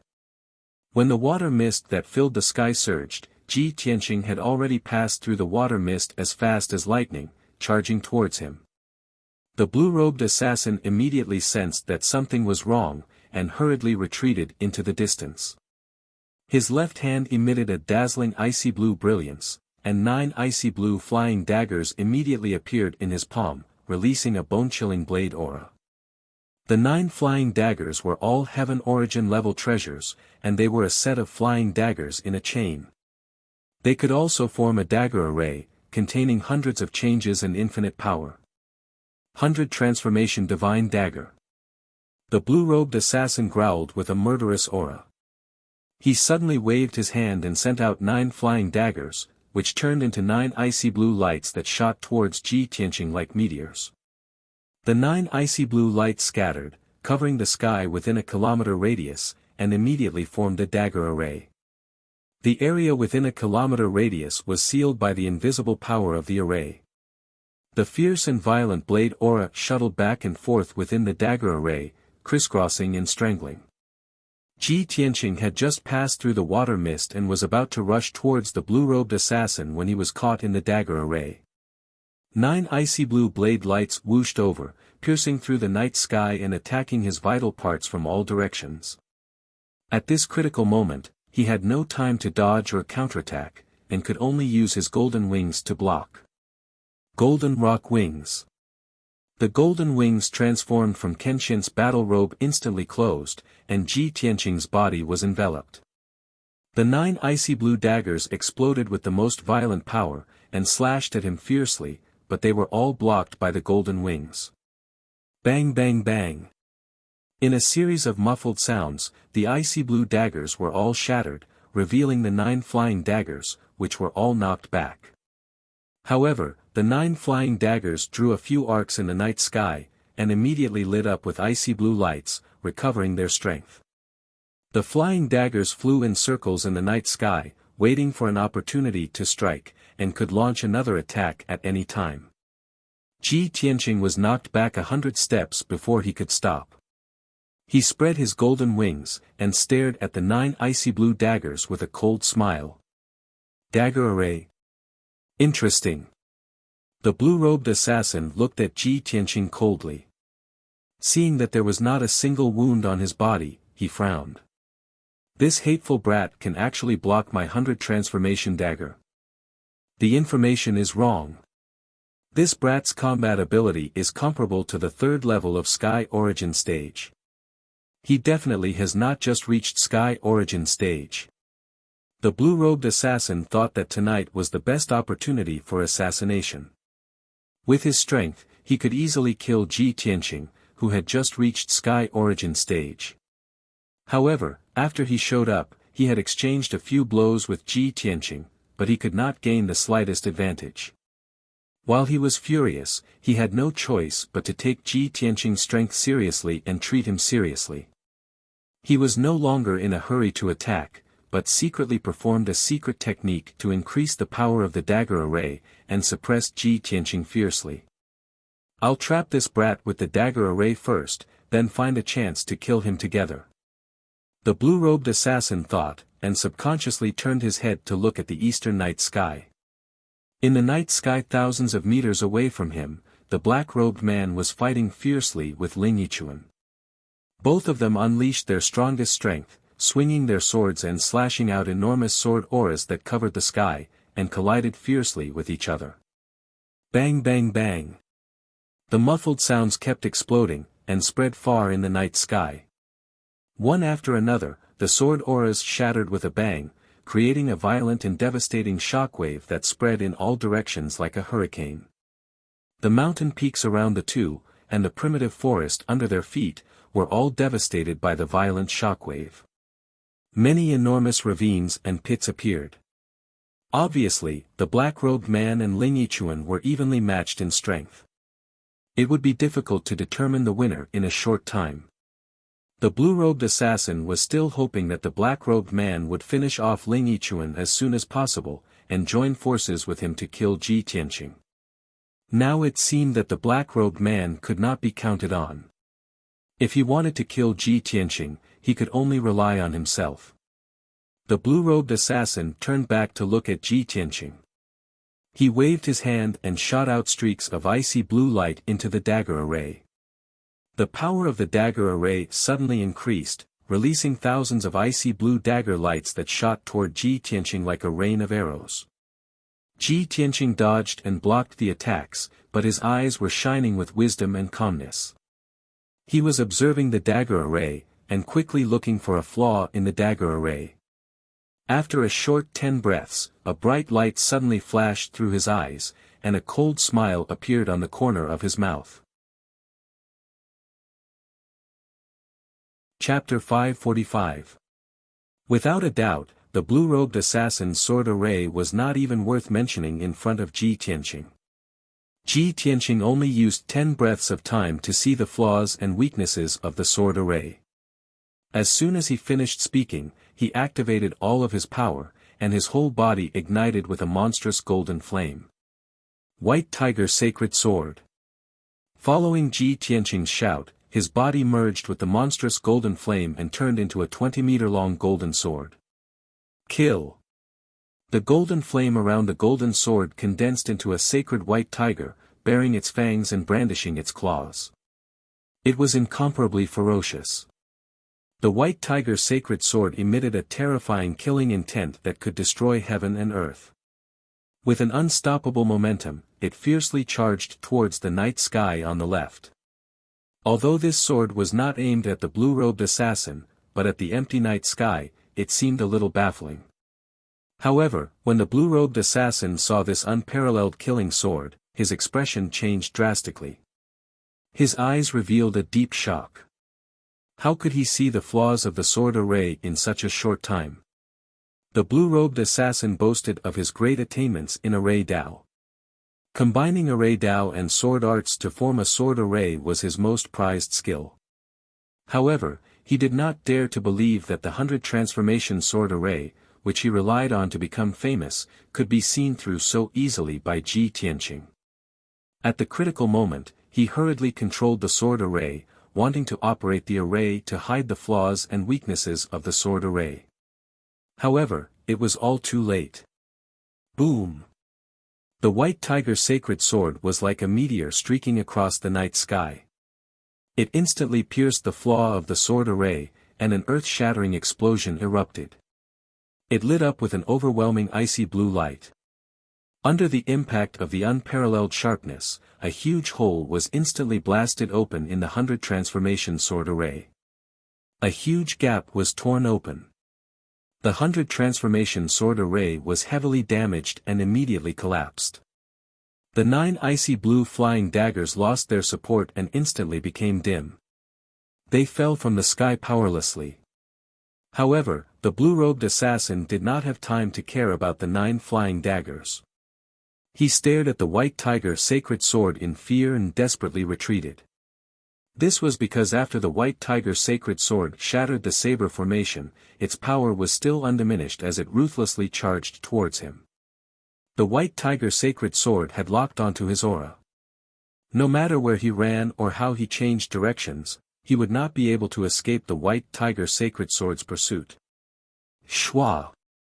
In the blink of an eye, the white tiger's sacred sword streaked across the night sky and struck the blue-robed assassin, submerging his figure. Boom! Amidst a deafening explosion, the blue-robed assassin was sent flying, blood spurting from his mouth. His figure drew an arc in the night sky and fell into the valley 1,000 meters away. The white tiger's sacred sword also dissipated, and Ji Tianqing's figure appeared, standing proudly in the night sky. He stared at the blue-robed assassin falling from the sky and murmured to himself, "Is this an ordinary sky origin stage cultivator? He is even weaker than Long Yun Xiao, who is at the second level of sky origin stage." Even though he still didn't know the identity of the blue-robed assassin. However, there was one thing that he was certain of. The blue-robed assassin was definitely not a crown prince from the monarch mansion. After all, the crown princes who could enter the monarch mansion were all peerless geniuses.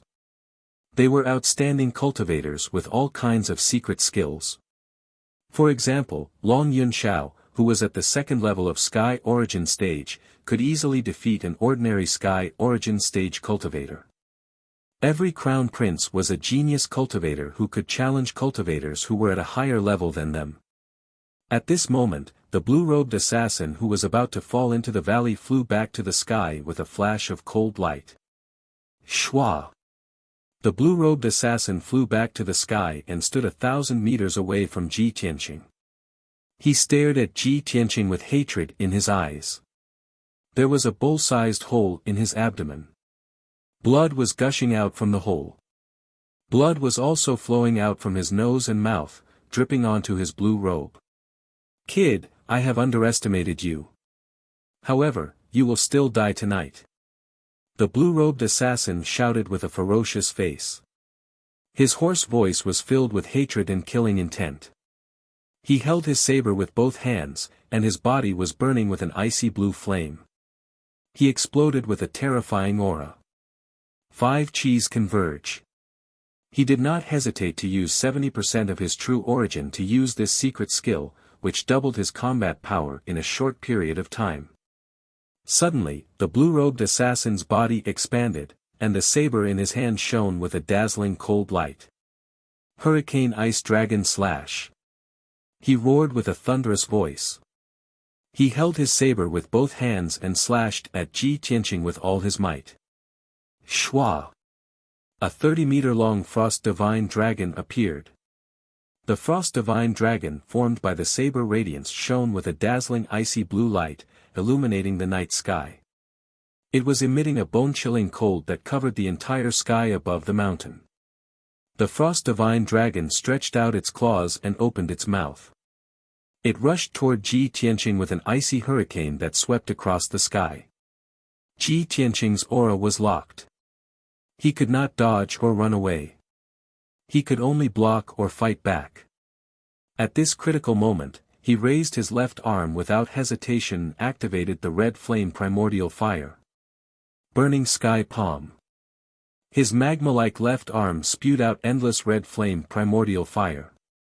It condensed into a giant flaming palm that covered the sky and blasted toward the Frost Divine Dragon. At that moment, the night sky within a radius of dozens of miles was illuminated red by the boundless red flame. Half of the sky was burning. Boom! The giant flaming palm collided with the frost divine dragon, and there was a loud explosion that shook the 9 heavens. An invisible sound wave exploded, shaking the mountains and the ground within a radius of 50 miles. The mighty frost divine dragon was smashed into pieces by the giant flaming palm, turning into thousands of ice crystal fragments. Countless ice crystal fragments were engulfed by the monstrous flames and evaporated into nothingness. They dissipated in the blink of an eye. Immediately after, the giant flaming palm blasted the blue-robed assassin, turning him into charred pieces. The giant flaming palm wrapped around his corpse and blasted a 1,000-foot mountain 5 miles away. With a loud boom, the 1,000-foot mountain was shattered on the spot, turning into scorched ruins. Endless dust and gravel mixed with the flames rushed into the sky, covering a radius of dozens of miles. The earth and mountains around the ruins trembled violently, and huge ravines appeared on the ground. The surging red flame exploded, drowning the dozens of nearby mountains and turning them into a boundless sea of fire. Such an earth-shattering commotion lasted for a full quarter of an hour. The monstrous fire burned for a long time before gradually dissipating. After a long time, when the flames that covered the sky dissipated, Ji Tianqing's figure was revealed. He stood in the sky unscathed, gazing at the scorched ruins 5 miles away, and muttered regretfully. "Unfortunately, that guy has been blasted into pieces. I can't figure out his identity." At this time, Ling Yi flew over like a stream of light and landed beside him. When Ling Yichen saw that the surrounding mountain peaks had shattered and that the area of several dozen miles had turned into scorched earth and ruins, his face was instantly filled with shock. Chapter 546. A Sky Origin Stage Cultivator indeed had the power to split mountains and rivers. However, Ji Tianqing's giant flame palm was able to turn a radius of several dozen miles into a sea of fire and scorched earth. It was truly terrifying. Even if Ling Yichen's strength was 3 levels higher than his, he still couldn't do it. He witnessed the power of the burning sky palm with his own eyes. How could he not be shocked and horrified? However, Ji Tianqing's expression was indifferent. His eyes were as calm as ever. He turned his head to look at Ling Yichen beside him and asked, "Senior brother Ling, where's that black-clothed man?" Ling Yichen was startled for a moment. He revealed an embarrassed smile and explained, "That black-clothed assassin's strength has reached the 4th level of Sky Origin Stage. He's on par with me. I fought with him for more than 10 moves, but it was still difficult to determine the victor. Although I had the upper hand, it was still very difficult to defeat him in a short period of time. It just so happened that you used that burning sky palm. Its power was too terrifying." Both the black-clothed man and I hurriedly dodged. In the chaos, the black-clothed man saw that the situation wasn't good and fled. Ji Tianqing nodded and said with a solemn expression, "In that case, we still can't figure out who sent the 2 assassins even though we fought with them." A trace of self-blame flashed through Ling Yichen's eyes. He hurriedly comforted him, "Junior brother Ji, I've already memorized the black-clothed man's aura. If I meet him again, I'll definitely be able to recognize him." That's good too." Ji Tianqing nodded slightly and said with a calm tone, "Senior brother Ling, one assassin is dead, and the other has escaped. The other party probably won't make any more moves tonight. Let's leave this place first and find a safe place to rest for a while." Ling Yichen naturally nodded in agreement. He followed him into the night sky and continued to fly towards the south. The 2 of them flew through the night sky as fast as lightning, chatting with each other through spiritual sense as they hurried along. Ji Tianqing looked calm on the surface, but he was probing Ling Yichen indirectly. He asked, "Senior brother Ling, you seem to have guessed that there were assassins who wanted to assassinate us." Ling Yichen was startled for a moment before he explained with a smile, "Not us, but you." I'm alone, I don't have any enemies.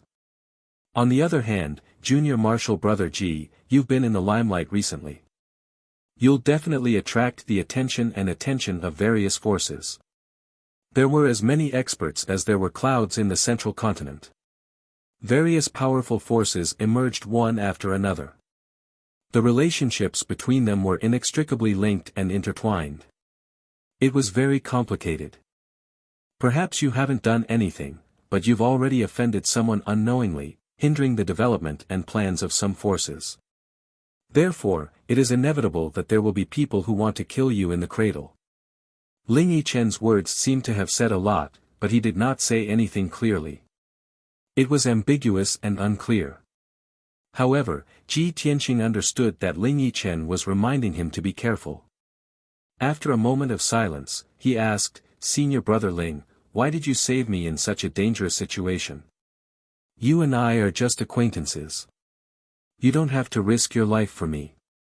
Ling Yichen frowned as he looked at him, his tone disappointed as he said, "Junior Brother Ji, we're both princes of the Clear Cloud Divine Masters sect, so we're fellow brothers. I really didn't expect that I would treat you as my junior brother, but you would treat me as an outsider. Sigh. If I knew you were thinking like this, I would have decisively run away just now and left you alone. I would have left you to fend for yourself." As he said this, he even shook his head gloomily, an expression of disappointment on his face. Ji Tianqing looked at him from the side.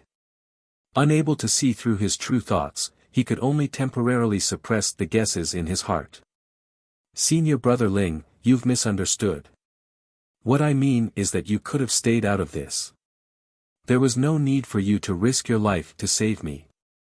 Since you've acted righteously and saved me, I'm naturally grateful to you and have to say thank you." Ling Yichen glanced at him, looking like he was considering it again. "If you want to thank me, you can't just say it. Let's see how you perform in the future."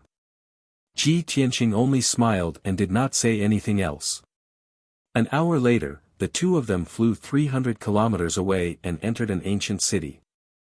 The two of them stayed in a luxurious inn and rested for a few hours. After daybreak, the two of them recovered their physical strength and true essence. They left the inn and continued to rush south.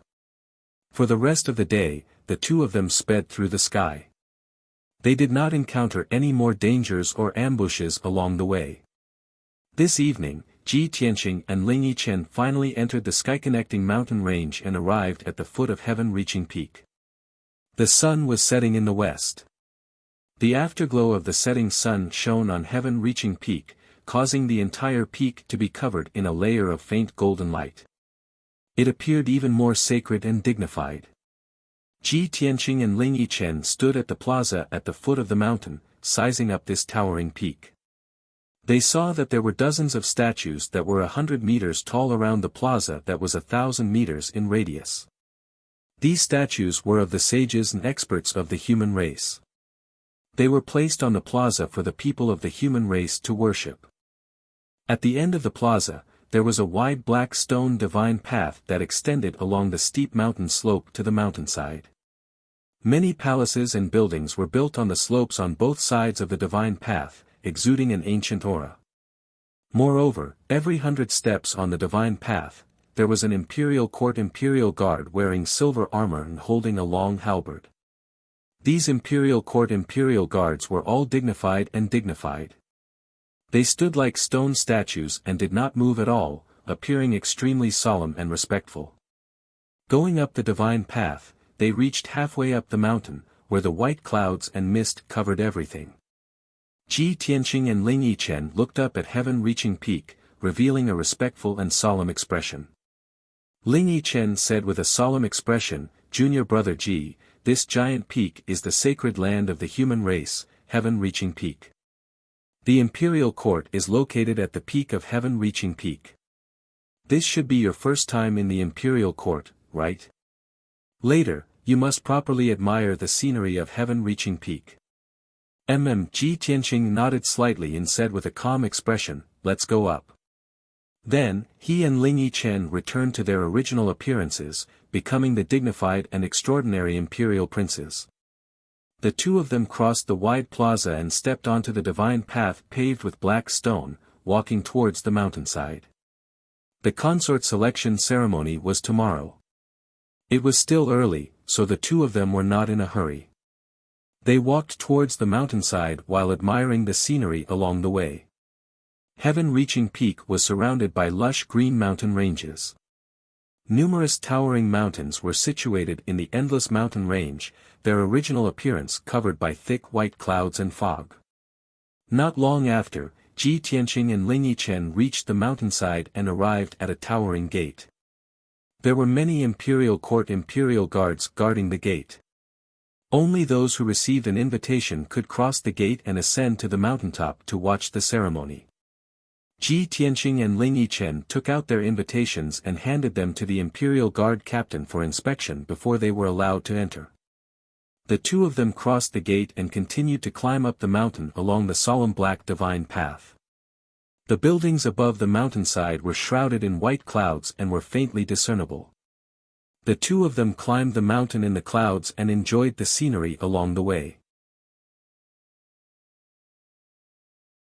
Chapter 547. When night fell, Ji Tianqing and Ling Yi climbed to the peak of the mountain. On the 10,000-meter-high peak, the wind was biting cold, and the clouds were surging.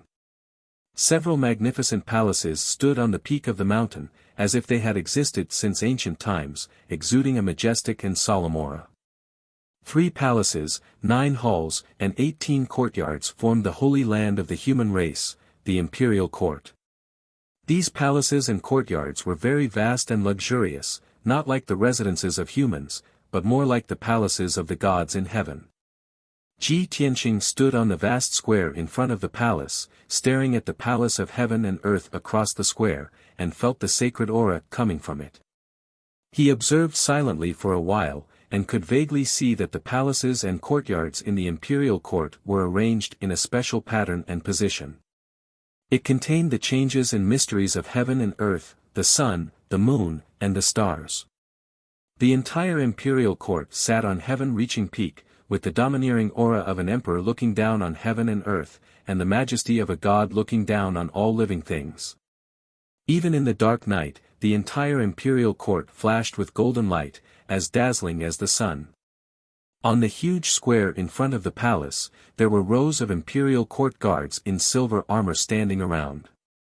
Many luxuriously dressed and dignified human experts and powerhouses were walking through the square in groups, toward the side palace of the Palace of Heaven and Earth.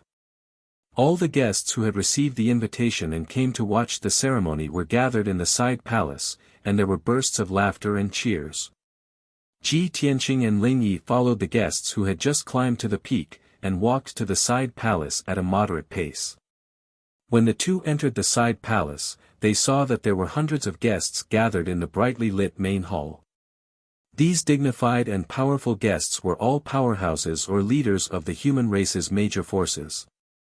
Everyone was holding wine cups, and gathered in groups of 3 to 5, either exchanging greetings or chatting enthusiastically. The long tables around the hall were piled high with fine wine and delicacies for the guests to take as they pleased. The air was filled with the fragrance of food, spirit fruits, and wine. To the powerhouses of the human race, it was an extremely honorable thing to be able to come to the imperial court to watch the ceremony. Not only would they be able to broaden their horizons, but they would also be able to interact and get to know many other experts of the same path. Therefore, many of the guests cherished this rare opportunity and went around chatting with others. When Ji Tianqing and Ling Yichen walked into the main hall, many guests noticed them and turned their heads to look at them in surprise. It wasn't strange that a large number of Sky Origin stage cultivators had gathered in the imperial court tonight. However, it was rare to see 2 Sky Origin stage cultivators as young as them. Moreover, both of them had dignified appearances, and their auras were noble and dignified. With a single glance, one could tell that they were genius experts from top forces. Instantly, many people guessed their identities. Their expressions changed slightly, revealing looks of awe and envy. An Imperial Guard captain in golden armor quickly walked in front of the two of them. The guard captain bowed to the two of them and asked respectfully, "May I ask if the two of you are from the imperial residence?" "That's right." "Yes." Ji Tianqing and Ling Yicheng both nodded in acknowledgement. The guard captain hurriedly pointed to the stairs on the left side of the main hall and said respectfully, "His Majesty the Emperor has instructed to invite the two princes to rest on the second floor." Ji Tianqing and Ling Yicheng passed through the spacious main hall and walked towards the stairs. Many people in the main hall saw this scene and looked at the two of them with complicated eyes and expressions. They began to discuss in low voices. "The guests who are qualified to go to the second floor seem to be the princes of the imperial residence, right?" "I guessed right. Those two are indeed the princes. No wonder their auras are so extraordinary. More than a dozen princes went upstairs earlier. Now that two more have come, almost all the princes of the human race are here, right? To be able to see so many princes in this trip to the imperial court to watch the ceremony, this trip is really worth it." Many human powerhouses looked at Ji Tianqing and Ling Yicheng with eyes full of envy and admiration. Their voices were also somewhat excited and emotional. After a while, Ji Tianqing and Ling Yicheng went up to the second floor and entered a brightly lit but quiet and elegant living room. This living room was much smaller than the main hall on the first floor, but the decorations were more exquisite and luxurious. Obviously, it was used to entertain truly important guests. In the middle of the main hall, there was a huge table that was 20 meters long and more than 3 meters wide. On top of it were delicacies and fine wine. More than a dozen human princes were gathered in groups of 3 to 5. They held wine glasses in their hands and whispered to each other about something. Unlike the guests in the main hall on the first floor, these princes were arrogant, confident, and reserved. Even if they were gathered together with people who were familiar with each other, they would not talk loudly or laugh. The prince's words and actions were full of noble demeanor. When Ji Tianqing and Ling Yicheng entered the living room, more than a dozen princes turned their heads to look at the two of them. Some of the princes who knew them nodded slightly to greet the two of them. As for the princes who were not familiar with them, they glanced at the two of them indifferently before looking away and no longer paying attention to them. Ji Tianqing did not care about the prince's gazes. He picked up a glass of spirit wine from the table and walked to the window. Ling Yicheng followed him. The two of them stood by the window with wine glasses in their hands. They enjoyed the cool night breeze and admired the night view outside the window while talking to each other softly. At this moment, Ji Tianqing saw that two princes were already standing by the two windows not far away. The two of them did not belong to the same group. While they were drinking alone, they were also silently looking at the night sky and sea of clouds outside the window. Ji Tianqing took a closer look and realized that the two princes were not humans. The prince on the left was from the demon clan. She was a princess with a slim figure and a seductive temperament. The prince on the right was from the water clan. He was a young man who wore a purple robe and was as tall and sturdy as an iron tower. This person's face was resolute and powerful, and he had a valiant temperament. A golden dragon horn protruded from his forehead, and his exposed skin was also covered in fine scales. Ji Tianqing was not unfamiliar with the two princes. He still had some impressions of them. He knew that the seductive princess of the demon clan was called Fox Princess. She was the third princess of the monarch residence. The burly water prince with a horn on his forehead was the first prince of the monarch residence, Tai Yi. When Ji Tianqing took the risk to sneak into the monarch residence, he happened to see Divine Master Black Feather and many other princes having a meeting. During the meeting, both Fox Princess and Tai Yi spoke up. They had different opinions and argued for a while. At this moment, Ling Yicheng saw that he was secretly sizing up Fox Princess and Tai Yi. He used his spiritual sense to explain, "Junior Martial Brother Ji, these two princes are Fox Princess of the Demon Clan and Tai Yi of the Water Clan. The Emperor's concubine selection has attracted the attention of all races in the world. Not only have the princes of the human clan been invited, but the demon clan and the water clan will also send a prince as a representative to attend the ceremony. Chapter 548. Ji Tianqing had just entered the imperial residence not long ago, so there were very few princes he knew. Of course, Ling Yichen knew this, so he took the opportunity to quietly introduce him to the princes in the living room. The two of them did not show it on the surface as they held their wine cups and tasted the fine wine in silence. However, in reality, Ling Yichen was using his spiritual sense to continuously introduce them to Ji Tianqing. The prince in the white robe with the golden jade belt is called Lu Ziyuan. He's ranked 42nd in the residence. Junior apprentice brother Ji, the muscular young man in the black robe with silver stripes is called Lu Zikang. He's ranked 37th in the imperial residence. And the one in the green robe who's surrounded by the princes is called Duanmu Yulong. He's the legitimate son of the Duanmu family and ranked 9th in the imperial residence. As for the one with the folding fan, Murong Lingfeng, who's so beautiful that he doesn't look like a man, I don't think I need to introduce him, right? After a short few minutes, Ling Yichen introduced the princes in the living room to Ji Tianqing one by one. Ji Tianqing listened quietly and silently memorized the names. When he heard the name Duanmu Yulong, he frowned and took a deep look at Duanmu Yulong. However, Duanmu Yulong was surrounded by the princes. He was chatting and laughing with the princes as if he was passing judgment on the world. He ignored Ji Tianqing as if he was not interested in even looking at him. Murong Lingfeng was also surrounded by the princes of the human race. He was like the moon surrounded by the stars and was clearly the leader of the princes. However, while he was talking and laughing with extraordinary confidence, he would always inadvertently glance at Ji Tianqing with a playful smile at the corner of his mouth. Soon, it was late at night. Most of the princes in the living room had stopped chatting and laughing. They were either drinking silently or finding a place to sit down and rest. Ling Yichen used the excuse that he was a little sleepy as an excuse to bid farewell to Ji Tianqing and left the living room.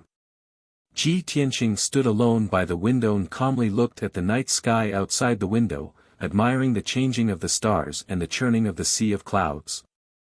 At this moment, a clear voice came from behind him. "Junior brother Ji, how have you been?" Ji Tianqing turned his head to look and saw Murong Lingfeng holding a white jade wine cup, walking over with a smile on his face. Today, Murong Lingfeng was wearing a white robe embroidered with dragons and phoenixes, as well as clouds. His hair was tied up in a high bun, and he wore a jade crown. His left hand held a green jade folding fan. She was even more beautiful than before, and there was a charming smile on her face that made people not dare to look at her directly. Ji Tianqing calmly nodded and said with an indifferent expression, "Everything is fine, brother Murong need not worry." Although his attitude was cold, Murong Lingfeng didn't mind at all. He smiled and walked to his side, chatting with him in a concerned tone. Ji Tianqing smiled coldly in his heart. He knew that this Murong Lingfeng had not given up and still wanted to strike up a conversation. However, he remained calm and collected on the surface as he tasted the spirit wine with an indifferent attitude, occasionally replying with a few words. In the corner of the living room not far away, the three princes clustered around Duanmu Yulong and were discussing something in low voices. Duanmu Yulong had a thoughtful expression, shaking his head or nodding from time to time, as if he was thinking about something. However, in reality, he was secretly paying attention to Ji Tianqing and Murong Lingfeng who were by the window. Seeing Murong Lingfeng take the initiative to express goodwill to Ji Tianqing, looking like they were chatting happily, Duanmu Yulong's eyes flashed with a mocking sneer as he thought to himself. "Humph, Murong Lingfeng, this coquettish thing, actually still hasn't given up and still wants to rope in Ji Tianqing. He doesn't know that the Lord has already given me a secret order to get rid of Ji Tianqing as soon as possible. Humph, it seems that the Lord still thinks highly of me." Thinking of this, Duanmu Yulong was somewhat pleased with himself. When he looked at Ji Tianqing again, his eyes became somewhat cold. "Damn Ji Tianqing, you actually came to the imperial court alive. Yesterday, you brat, you were lucky enough to escape a calamity, but you also caused me to lose a capable subordinate. However, after you leave the imperial court, I won't let you return to the imperial court alive.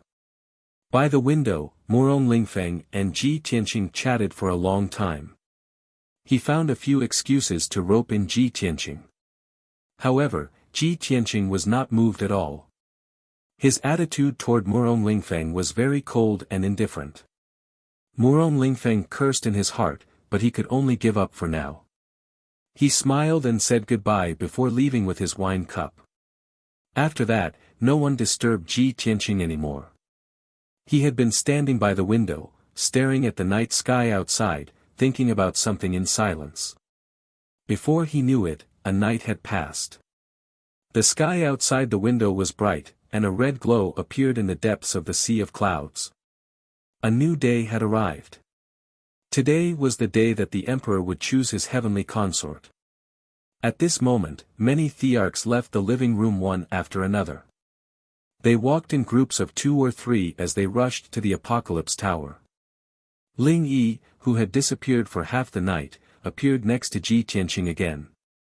The two of them left the living room together and followed the crowd to the Apocalypse Tower. The Apocalypse Tower was located in the depths of the Imperial Court, behind the Palace of Heaven and Earth and the Palace of Heaven and Earth. It was a majestic golden pagoda that was 1,000 meters tall. It stood on the empty ground near the cliff. Ji Tianqing and Ling Yi left the side hall. They followed the main road and passed through 2 courtyards and palaces before finally arriving at the Apocalypse Tower.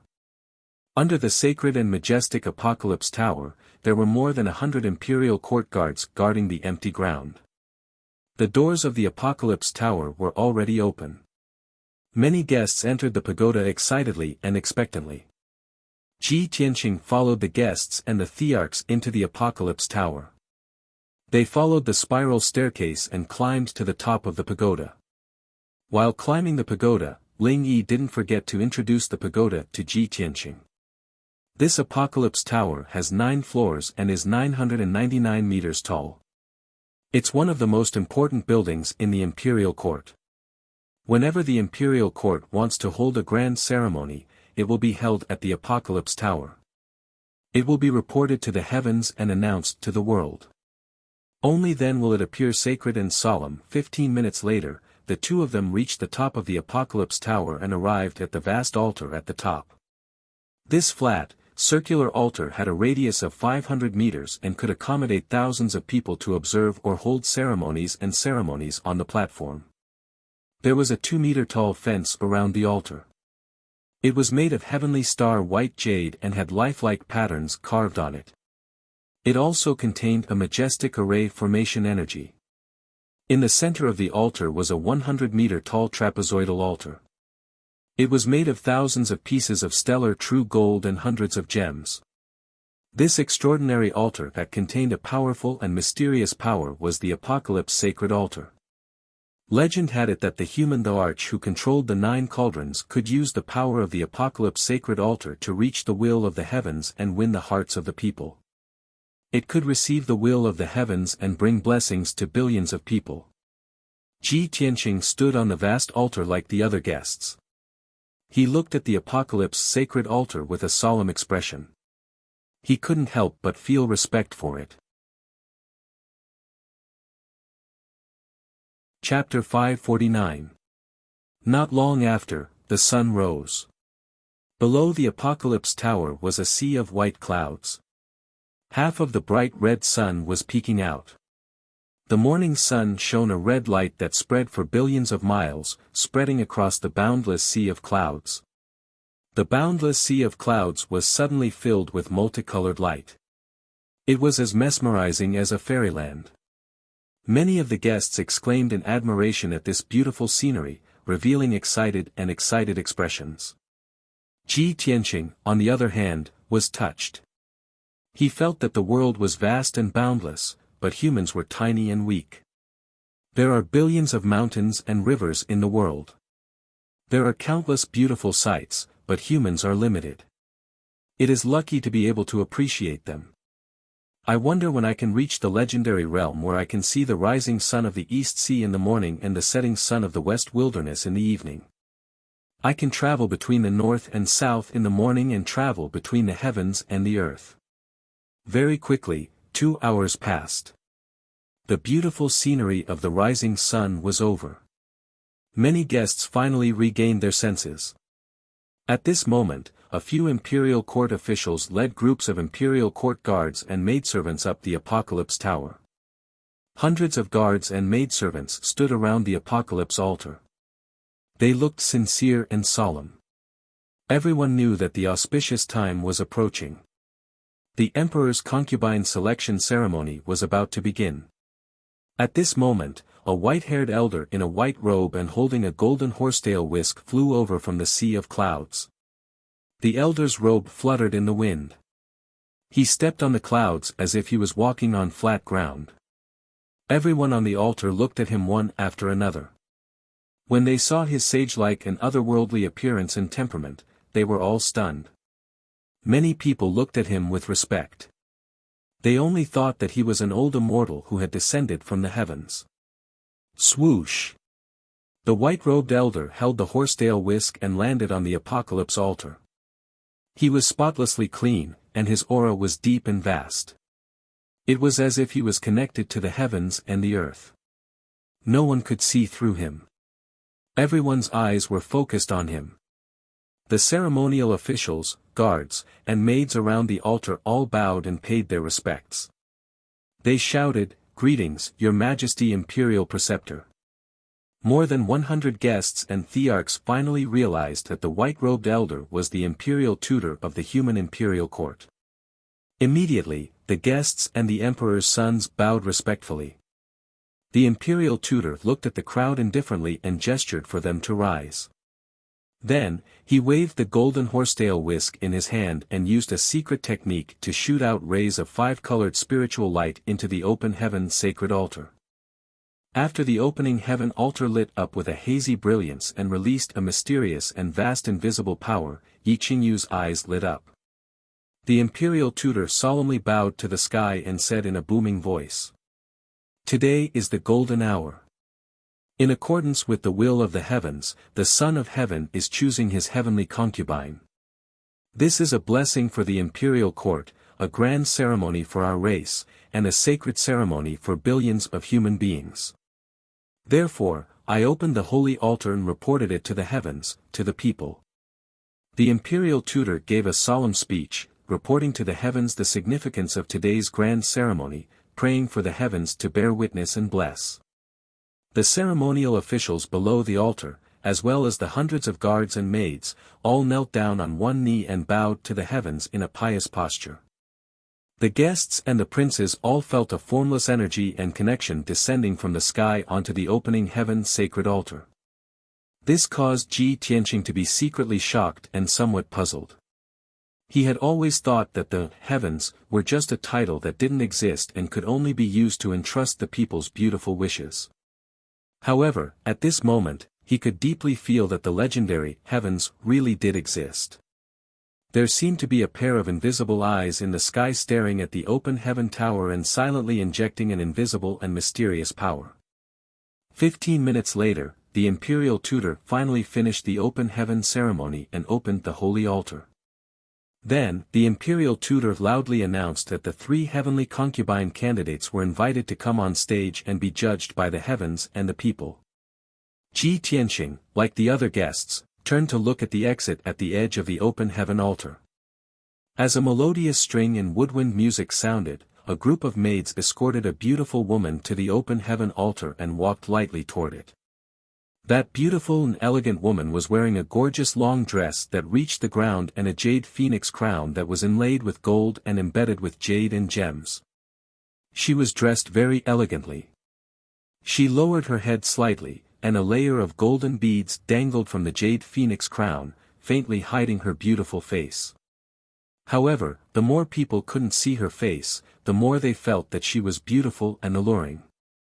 After this beautiful woman stepped onto the open heaven altar, the imperial tutor loudly announced, the first heavenly concubine candidate is Lan Huixin. She is a beauty from the long heaven region, the guests in the hall whispered to each other. Then, another group of maids escorted the second beautiful woman to the open heaven altar. This beautiful woman was different from Lan Huixin. She didn't wear a graceful and luxurious dress, nor did she wear exquisite makeup. She was wearing a simple green robe and long skirt. She did not wear any makeup, nor did she wear any jewelry. However, she had an innate demure temperament, like an orchid in an empty valley, noble and elegant. She calmly stepped onto the open heaven altar and stood in the middle of the hall. She didn't look around, and only looked at the sea of clouds indifferently, quietly waiting. The imperial tutor loudly announced, "The second heavenly concubine candidate is Ansuan. She is a beauty from the Yong'an region." The guests in the surroundings once again burst into discussion. Some curiously looked at Ansuan, while others were amazed and praised. Murong Lingfeng, who was surrounded by several princes, stared at Ansuan's beautiful figure the moment she appeared. He couldn't move his eyes away. His eyes were filled with tenderness as he gazed at Ansuan. His eyes were filled with longing and yearning. He silently called out in his heart, hoping that Ansuan would turn her head and look at him. Even if it was just a look, it would make him feel at ease. However, Ansuan stood quietly and stared at the sea of clouds. She didn't look at anyone at all. Then, the third beautiful woman appeared on the open heaven altar. This beautiful woman wore a white long dress. Her figure was tall and perfect, and her face was beautiful. She was like the most perfect masterpiece of the Creator. However, her eyes were as indifferent as autumn water, and her temperament was as cold as frost. She was like a fairy from the 9 heavens, otherworldly. She just stood on the open heaven altar and didn't do anything. She didn't even need to show any expression, but her invisible aura suppressed Ansuan and Lan Huixin beside her. Without a doubt, this person was Yunyao. Many of the guests present had heard of Yunyao's name. They knew that she was the first daughter of the Cloud Spirit Palace, and now the princess of the imperial residence. After the imperial tutor introduced her, many of the guests and princes on the open heaven altar revealed looks of amazement and admiration. They all began to discuss. The 3 heavenly consort candidates were all present. Thus, the imperial tutor announced that the emperor would step onto the open heaven altar and choose his heavenly consort in front of everyone. Everyone turned their heads to look at the exit. They saw Long Yunxiao, who wore a golden robe and a square golden crown of dragons and phoenixes on his head, walk up the open heaven altar with majestic steps. At that moment, everyone's eyes were focused on Long Yunxiao. They looked at him with complicated expressions. Ever since Long Yunxiao's battle with Ji Tianqing, he hadn't appeared in public for a long time. There hadn't been any news about him either. It was rumored that his injuries were too severe and that he had been in seclusion to heal. However, at this moment, everyone saw that he was in high spirits.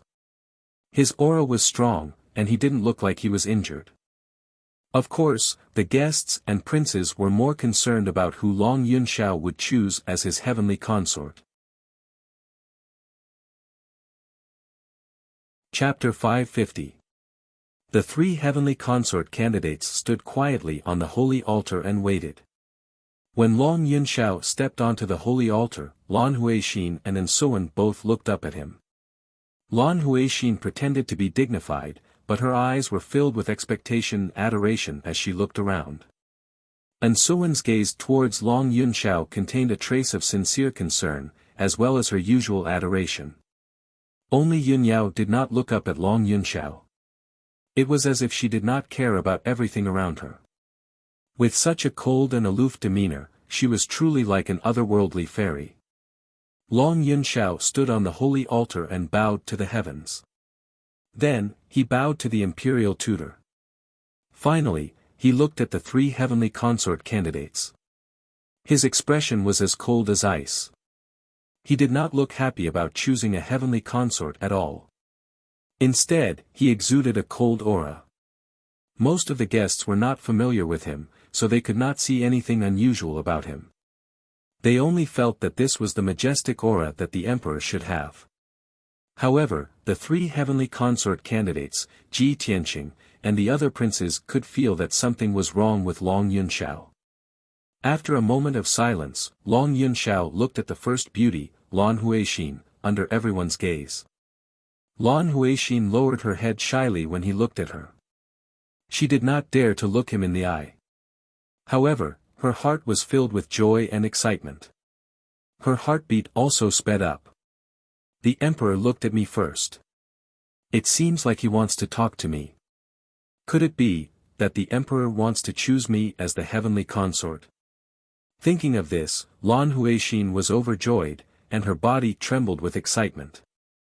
However, after waiting for a while, she did not hear the emperor announce his decision.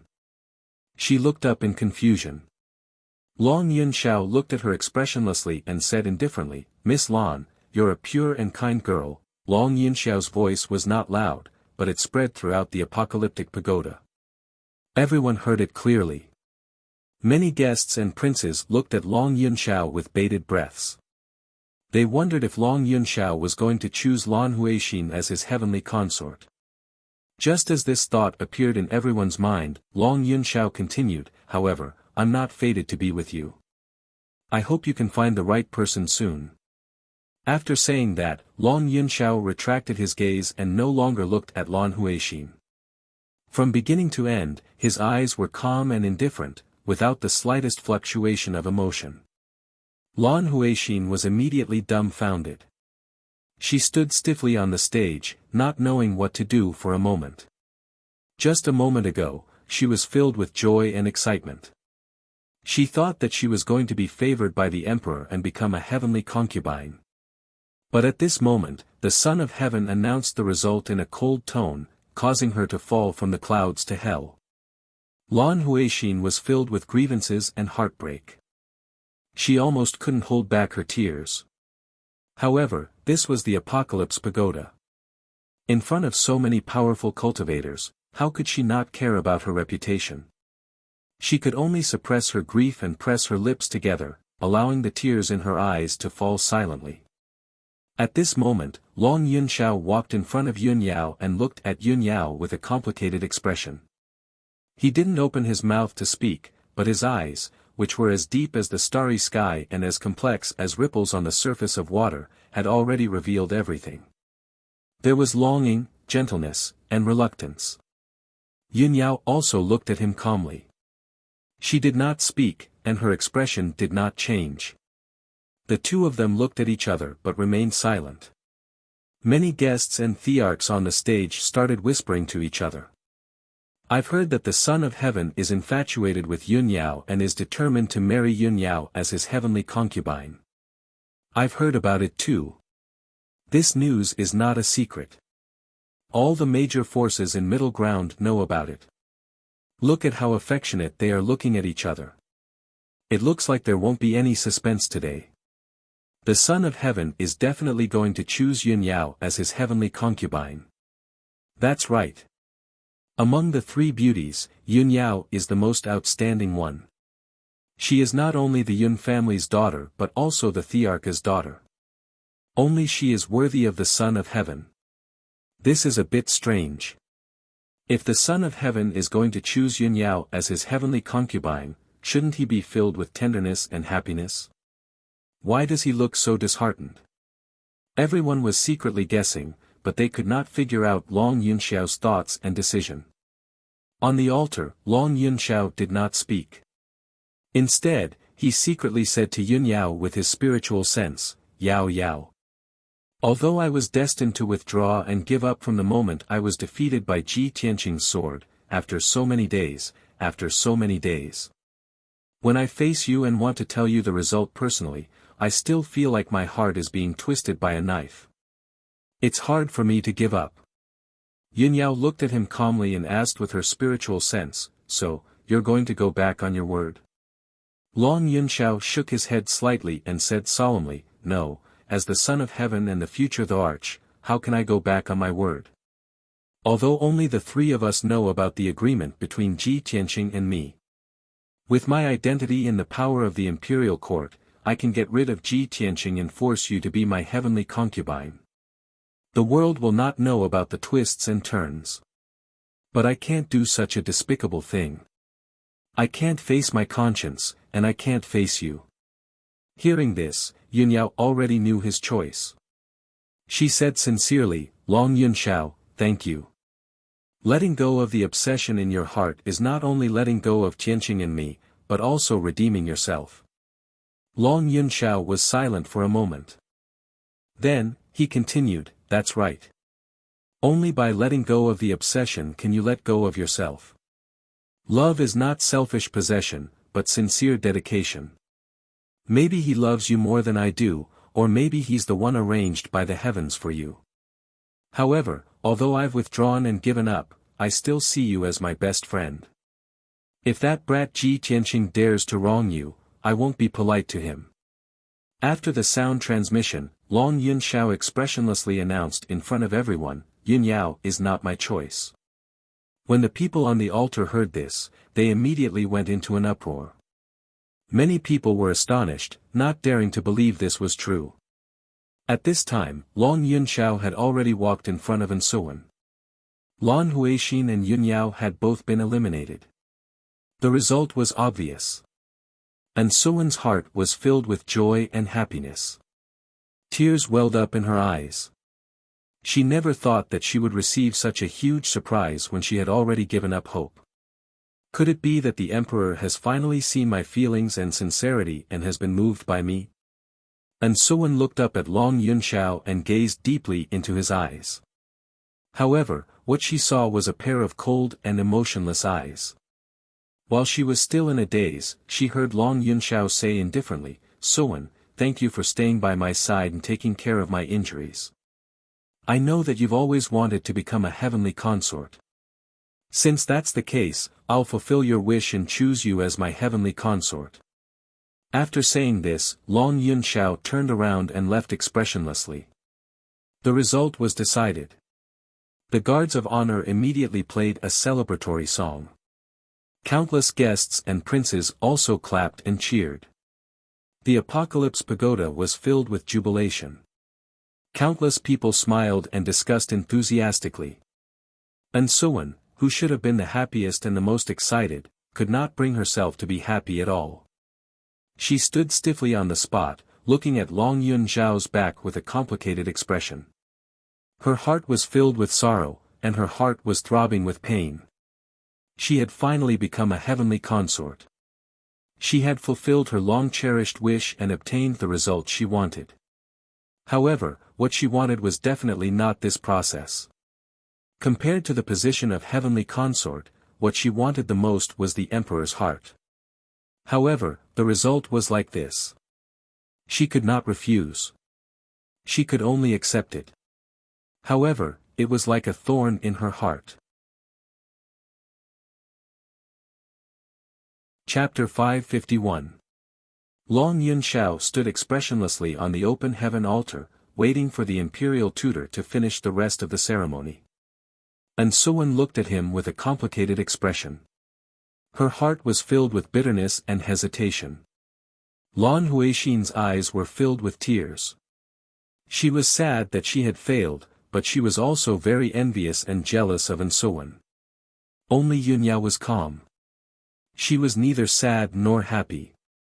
In the crowd below the holy altar, Muron Lingfeng, who had been anxiously waiting, was now completely dumbfounded. He thought that the emperor would choose Yunyao as his heavenly consort. After all, the emperor had pursued Yunyao for many years. He was infatuated with Yunyao and had been secretly supporting the Yun family. No matter what, the emperor would choose Yunyao as his heavenly consort. This was a matter of course. Muron Lingfeng was still planning in his heart. Once the emperor's consort selection was over, he could openly pursue Ansuwen. At that time, he would definitely use all of his abilities and all kinds of methods to make Ansuwen stay in the central state, and then gradually capture her heart. However, the emperor chose Ansuwen as his heavenly consort. To Murong Lingfeng, this was simply a bolt out of the blue, an enormous blow. After he regained his senses, his face twisted in anger. His eyes were filled with hatred and killing intent. Long Yun Shao. You damn bastard. How dare you steal my Suan in front of everyone? So what if you're the emperor? One day, I will make you lose all standing and reputation and die without a burial ground to avenge today's grudge. Murong Lingfeng clenched his fists so tightly that his knuckles cracked. He roared in his heart. The pain of having his beloved taken away was like a sharp knife stabbing into his heart. It was unforgettable. The seed of hatred was buried deep in his heart. It was growing rapidly. However, this was the open heaven pagoda. The imperial tutor and many powerful cultivators were present. Murong Lingfeng did not dare to act up. He could only endure the humiliation and hide the hatred in his heart. Even if his teeth were broken, he had to swallow it down. A moment later, the hatred and murderous intent in his eyes disappeared. His eyes became cold and indifferent, and even a little empty and lifeless. After an unknown period of time, the concubine selection ceremony was finally completed. The emperor left the Apocalypse Pagoda with the new heavenly consort, and Suan, under everyone's gaze. Yin Yao and Lan Huixin also walked down the open heaven altar and left the top of the tower. The imperial tutor announced the end of the imperial concubine selection ceremony and told everyone that the imperial concubine and the imperial concubine would be officially married in 3 months. At that time, the imperial court would hold the conferring ceremony of the heavenly concubine and would invite all the guests to attend the ceremony again. Many guests silently noted down the time, thinking that the ceremony was over, and were about to leave. But at this moment, the imperial tutor announced another piece of news. Today, all the powerful beings of my race have gathered at the Apocalypse Pagoda. I have a second announcement to make. And this solemn and sacred matter concerns the safety and future of billions of people in the heavenly stellar region. More than 100 guests on the altar immediately stopped in their tracks. They looked at the imperial preceptor with sparkling eyes, their faces full of anticipation. Most of these guests were powerful beings and rulers of the human race. Among them were the overlords of the 8 southern regions, the heads of the ancient families, the city lords of the various cities in Middle Ground, and the leaders of many first-rate forces. Everyone could feel that the imperial tutor's attitude was solemn and serious. The news that he was about to announce would definitely be shocking. Indeed, the imperial tutor said solemnly, as everyone knows, the 8 regions of my race have the position of territorial lord. The 8 territorial lords manors respectively rule the 8 southern regions. They lead the various martial Dao sects and protect billions of people in hundreds of kingdoms. For the past 1,000 years, the southern regions have been peaceful and stable. The people have been living in peace and contentment, only the heavenly stellar region has never had a territorial lord. It is ruled and protected by the ancient realm of the stellar region. However, the heavenly stellar region is located in the south and is too far away from the imperial court. Even if the imperial court wants to protect it, it is too far away. Recently, there have been drastic changes in the ancient realm of the stellar region. We are unable to rule the heavenly stellar region and protect the people of the 10 nations. Many of the guests were powerhouses and superiors of the human race.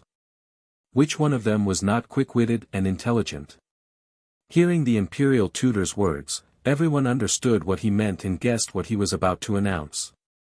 Suddenly, everyone was shocked and stared at him with their eyes wide open. The imperial tutor paused for a moment and looked around the room with a dignified gaze. He said slowly in a solemn tone, in order to protect the peace of the heavenly stellar region and protect billions of people, the imperial court has decided to select a young powerhouse with both integrity and talent to be the territorial lord of the heavenly stellar region. In the next month, all the princes of my race who have reached the heavenly origin realm can register with the imperial court. In a month, the imperial court will select the candidates. The princes and the young powerhouses will compete for the position of the territorial lord of the heavenly stellar region. When the imperial tutor's voice spread throughout the room, many of the guests were full of anticipation. The eyes of the princes were shining brightly. Their blood was boiling and their hearts were beating faster. Everyone secretly made up their minds to participate in this competition and work hard to become the territorial lord of the heavenly stellar region. If they could control the heavenly stellar region, they could control hundreds of thousands of miles of mountains and rivers and lead the people of the 10 nations. One of the 9 territorial lords of the human race. How noble and honorable was that? Thinking of this, many of the princes secretly clenched their fists and were eager to try. In particular, Duanmu Yulong and Murong Lingfeng were filled with excitement and impatience. Both of them knew very well that if they could become the territorial lord of the heavenly stellar region, they would have more power and influence. They would strengthen their own families and completely suppress the other 2 families. Even Ji Tianqing's heart was full of desire and anticipation.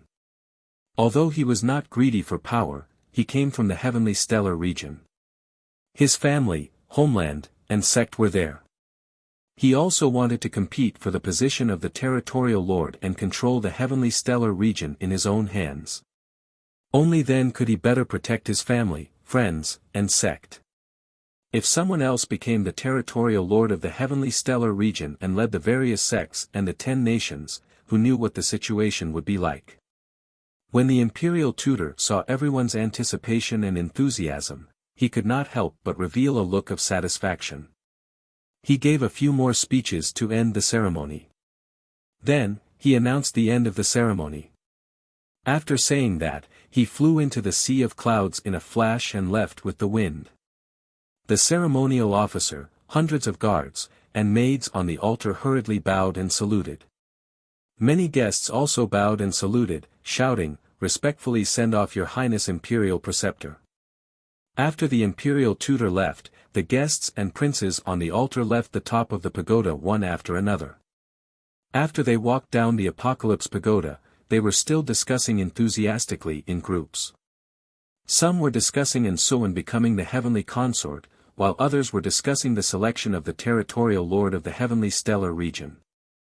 In short, the 2 things that happened today shocked the 9 regions of the south and affected the entire human race. Please recommend me. Chapter 552. After a while, all the guests and princes left the Apocalypse Pagoda. Ji Tianqing and Ling Yiju followed the crowd down the Apocalypse Pagoda and walked out of the Palace of Heaven and Earth. In the square outside the Palace of Heaven and Earth, many guests were saying their goodbyes to each other. After the ceremony, the guests naturally had to leave the imperial court. Although they would come to the imperial court to attend the heavenly concubine's coronation ceremony, they had to wait for 3 months. However, they would have to wait for 3 months. They would only be able to come after receiving the imperial court's invitation.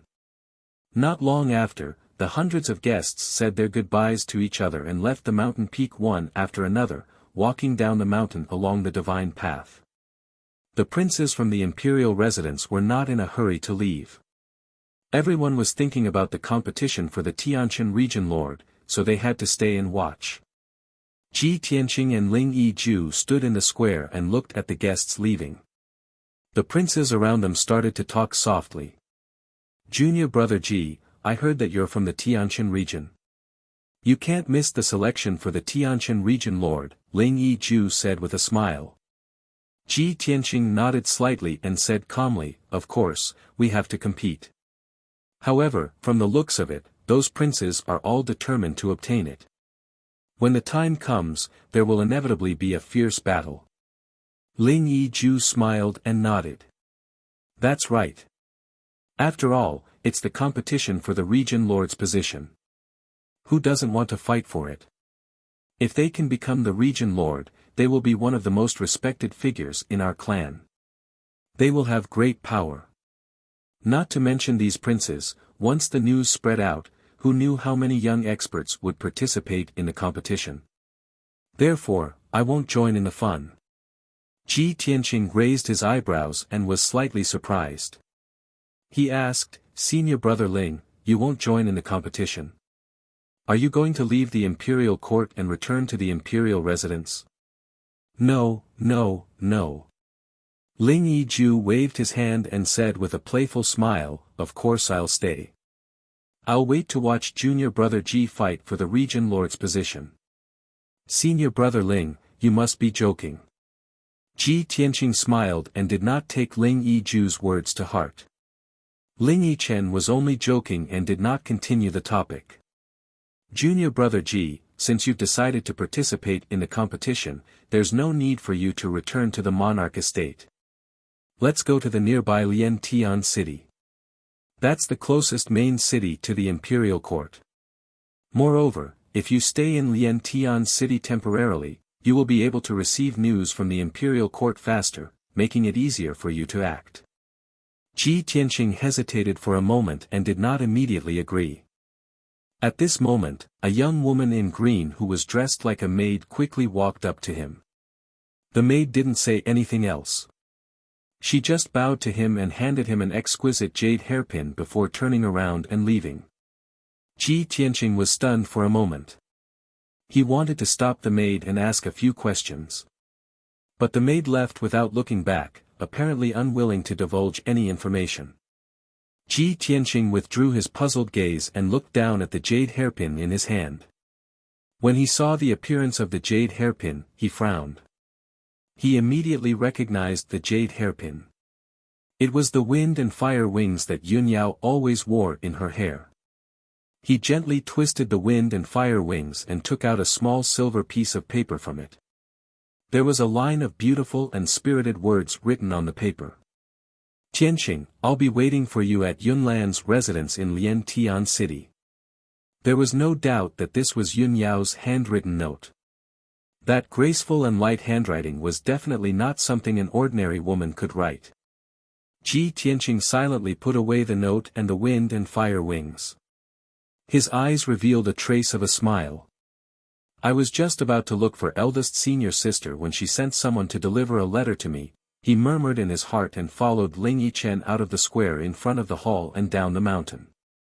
Ling Yichen glanced at him with a strange expression and joked, "Junior brother Ji, a maid actually delivered a letter to you? Could it be that you have a date with a beautiful woman?" TSK, I didn't know that junior brother Ji had such good luck with women." Ji Tianqing only raised his eyebrows and didn't explain anything. He calmly said, "Let's go.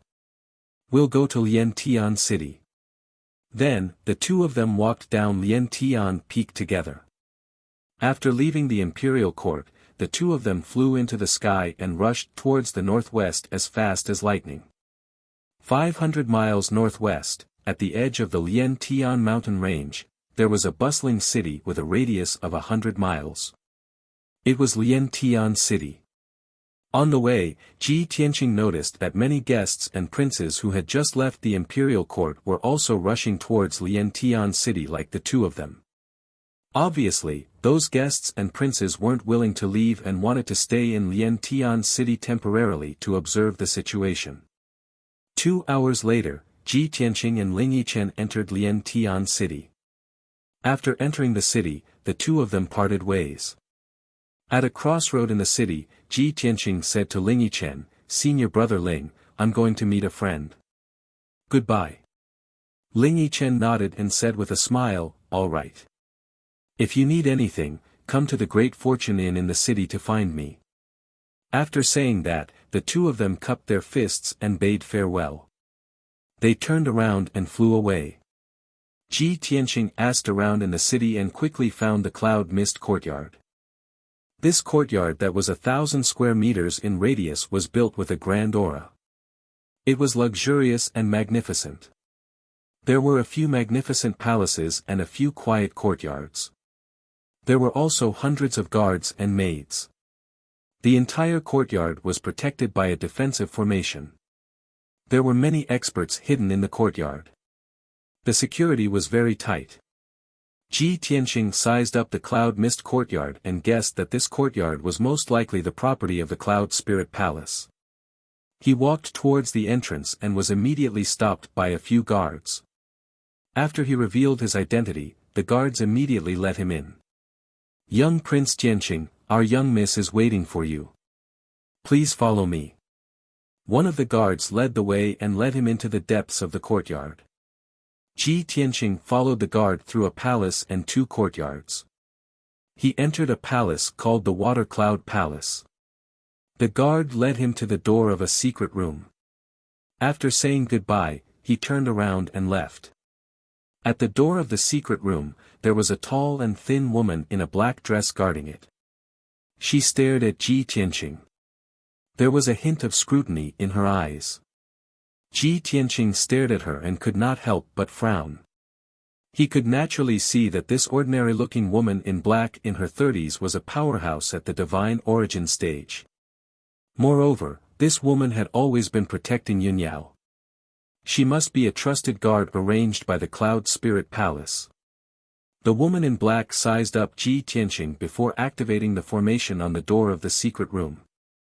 She cupped her hands and reported into the secret room, "Young miss, Ji Tianqing is here." Yun Yao's voice immediately came from the secret room. "Yun Luo, let him in." Yun Luo pushed open the stone door of the secret room and gestured for Ji Tianqing to enter. "Ji Tianqing, please come in." Chapter 553. Inside the dimly lit secret chamber, there were many gemstone lamps embedded in the walls, exuding a colorful glow.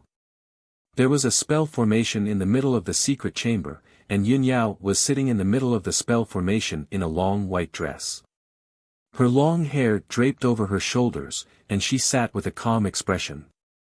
Her entire body was enveloped in a faint layer of colorful light, making her appear even more beautiful and otherworldly. When she saw Ji Tianqing enter the secret chamber, her calm and indifferent expression became much gentler. "Tianqing, you're here." Ji Tianqing smiled and nodded. He walked in front of her and sat down across from her. "Yao Yao, I was just about to go find you after the ceremony ended, but I didn't expect you to have already made arrangements." As he spoke, he took out the wings of wind and fire from his spatial ring and handed them back to Yun Yao. Yun Yao accepted the jade hairpin and gathered her long hair into a bun before inserting the jade hairpin into her hair. "Before the heavenly prince chose his consort, it was inconvenient for us to meet in order to avoid criticism and unnecessary trouble for you. Now that the heavenly prince has chosen his heavenly consort, you and I are no longer restricted by this." Yun Yao stared at Ji Tianqing and said in a calm tone. The corner of her mouth curled up into a faint smile. Ji Tianqing had the same thoughts as her and nodded in agreement. Now that the heavenly prince had chosen his heavenly consort, there were no longer any obstacles between him and Yun Yao. The last trace of worry in his heart also disappeared. After a moment of silence, he sighed with emotion. Long Yunxiao is indeed a gentleman. His words are law. I just didn't expect that he would be able to suppress his grief and choose Ensuan as his heavenly consort. I'm afraid no one expected this result. Yun Yao nodded and said calmly, Ensuan was born in a family of demon refiners. Although the Yin family is located in the south, it is also a prestigious family with a heritage of several hundred years. With Ensuan's background and talent, she is indeed a good match for Long Yunxiao. The two of them are a perfect match. I only hope that Long Yunxiao can let go of the past soon and accept Ensuan. Only then will he not be depressed and affect the situation in the imperial court. Yes. Ji Tianqing nodded and said solemnly, all right, let's not talk about this anymore. Let bygones be bygones. Yao Yao, after you left, the imperial tutor announced another piece of news. The imperial court wants to select a new leader for the Tianshan region. He told Yun Yao everything about the territorial lord selection. Yun Yao frowned and said seriously, this is very important. No matter who becomes the Tianshan region lord, it will affect the power structure of our clan. In my race, the imperial court is the leader and has the highest status. In terms of power and status, below the imperial court were the 3 ancient clans, followed by the 4 directions divine generals and the 8 region lords.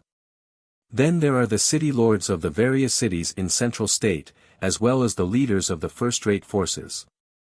Ji Tianxing listened in silence, and had a clearer understanding of the power structure of the human race. Yun Yao continued, the position of the Tianqian region lord is very honorable and important. Not only will the princes fight for it, but the princes of the imperial court and the young experts of the various clans and forces will also participate. The princes of the Murong and Duanmu clans will also not let go of this opportunity. Once they obtain the position of the Tianqian region lord, their power will increase exponentially. Ji Tianxing nodded and said, "That's right. Many princes are determined to obtain the position of the Tianqian region lord. However, the imperial court will screen the people who sign up for the competition and will only announce the name list after a month. I come from the Tianqian region. My family and hometown are there, as well as our sect. Even if the chances are slim, I will try my best." Yun Yao frowned and thought for a moment before nodding in agreement. "Tianxing, I support you in competing for the position of the territorial lord. If you can become the Tianqian region lord, not only will you be able to protect your family and hometown, but you will also be able to protect our sect. The Sky Pillar sect has many things to do now, and it will take many years for it to gradually recover. If someone else becomes the Tianqian region lord, our sect will definitely be suppressed and ostracized. It might be very difficult for us to recover." "I understand." Ji Tianxing nodded again and said solemnly, "So, I will do my best." After a pause, he continued, "Yao Yao, if it's possible, I would like you to help me investigate Ling Exian's identity." "No problem. I will instruct Yun Luo later." Yun Yao agreed without hesitation, then asked, "Tianxing, why do you suddenly want to investigate him?" Ji Tianxing explained, "When I came to the imperial court, Ling Exian took the initiative to travel with me. On the way, we were attacked by 2 mysterious assassins. Although I killed one of the assassins, Ling Exian defeated the other one. However, I still haven't figured out who sent the 2 assassins." Yun Yao raised her eyebrows and asked solemnly, "Tianxing, are you suspecting Ling Exian?" Ji Tianxing thought for a moment, then shook his head and said, "I don't think he is someone who wants to deal with me, but he gives me a strange feeling. Now, we can only act cautiously and investigate all suspicious people." "Yes, it should be so." Yun Yao nodded slightly and agreed with his approach. She pondered for a moment, then said with a puzzled face, "Tianxing, although you defeated Long Yunshao in public and entered the monarch residence, you have been in the limelight recently.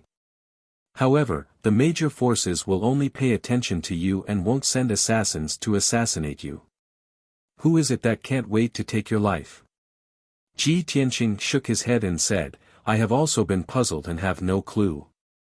Logically speaking, I made Long Yunshao lose face and damaged the dignity of the imperial court. The one with the most reason to get rid of me should be the imperial court. However, Long Yunshao and the imperial court won't do such a despicable thing. Besides, I have just arrived in the central state and have yet to become enemies with any forces. Who would want to kill me?" Yun Yao thought for a while in silence, then said in a deep voice, "We are in the open while the enemy is in the dark. As the saying goes, there is only 1,000 days of being a thief, but not 1,000 days of guarding against thieves. We can't passively defend all the time. Tianxing, maybe we can take the initiative to attack and lure the enemy out, then capture them and interrogate them." Ji Tianxing quickly nodded and said with a smile, "Yes, I have the same idea. However, the enemy is very alert and won't be fooled easily. We have to think of a good countermeasure." Yun Yao thought for a moment and said, "The enemy has lost a Sky Origin Realm assassin, so they might not take action in the next few days. Tianxing, you stay in Yunlan's courtyard and recuperate for a few days. After a few days, when the enemy relaxes their vigilance and can't hold back anymore, we will lure them out." Ji Tianxing nodded with a smile and said, "All right, we will do as you say." After discussing the plan, the two talked about some other trivial matters. Chapter 554. In the next few days, the consecutive city became even more lively and noisy. Hundreds of thousands of people were discussing the imperial court's concubine selection and the imperial court selection of the heavenly stellar region lord. Many human powerhouses and more than 10 princes stayed in the consecutive city temporarily as they waited for the imperial court's news. Ji Tianxing had been cultivating in the secret chamber in the cloud mist courtyard. He had not shown himself at all. The noise and disturbance in the outside world had nothing to do with him. Ever since he had advanced to the heavenly origin stage, the speed of his improvement had slowed down a lot. Even with the help of the burial of heaven to transfer a vast amount of energy to him, it took him a total of 5 days to increase his strength by 40%. This morning, his strength finally had a breakthrough and naturally reached the second level of the heavenly origin stage. Although it seemed to others that he had only advanced to the heavenly origin stage for about a month, he had advanced another level. Only he knew how much effort he had put in to increase his strength. Early in the morning, he finished his cultivation and opened his eyes. The heavenly levitation orb that Master gave me back then contained 400 years of Master Qing Tian's energy. The vast amount of energy allowed me to advance from the 5th level of the origin core stage to the 2nd level of the heavenly origin stage within a few months. It also allowed the burial of heaven to recover 20% of his strength. After a few months of consumption, the 400 years of energy has been completely depleted. From now on, the speed of my improvement will be even slower and more difficult. Ji Tianxing thought to himself with a solemn expression on his face. After a while, he stood up and walked out of the secret chamber. He entered the Shui Yun Palace to look for Yunyao. Yunyao had also been cultivating in seclusion for 5 days. Her strength had improved by quite a bit. After the two of them met, they chatted for a while before they left the cloud mist courtyard together and walked out of the consecutive city. Tianxing, the cloud mist courtyard is guarded by powerhouses. There are also many guards and formations.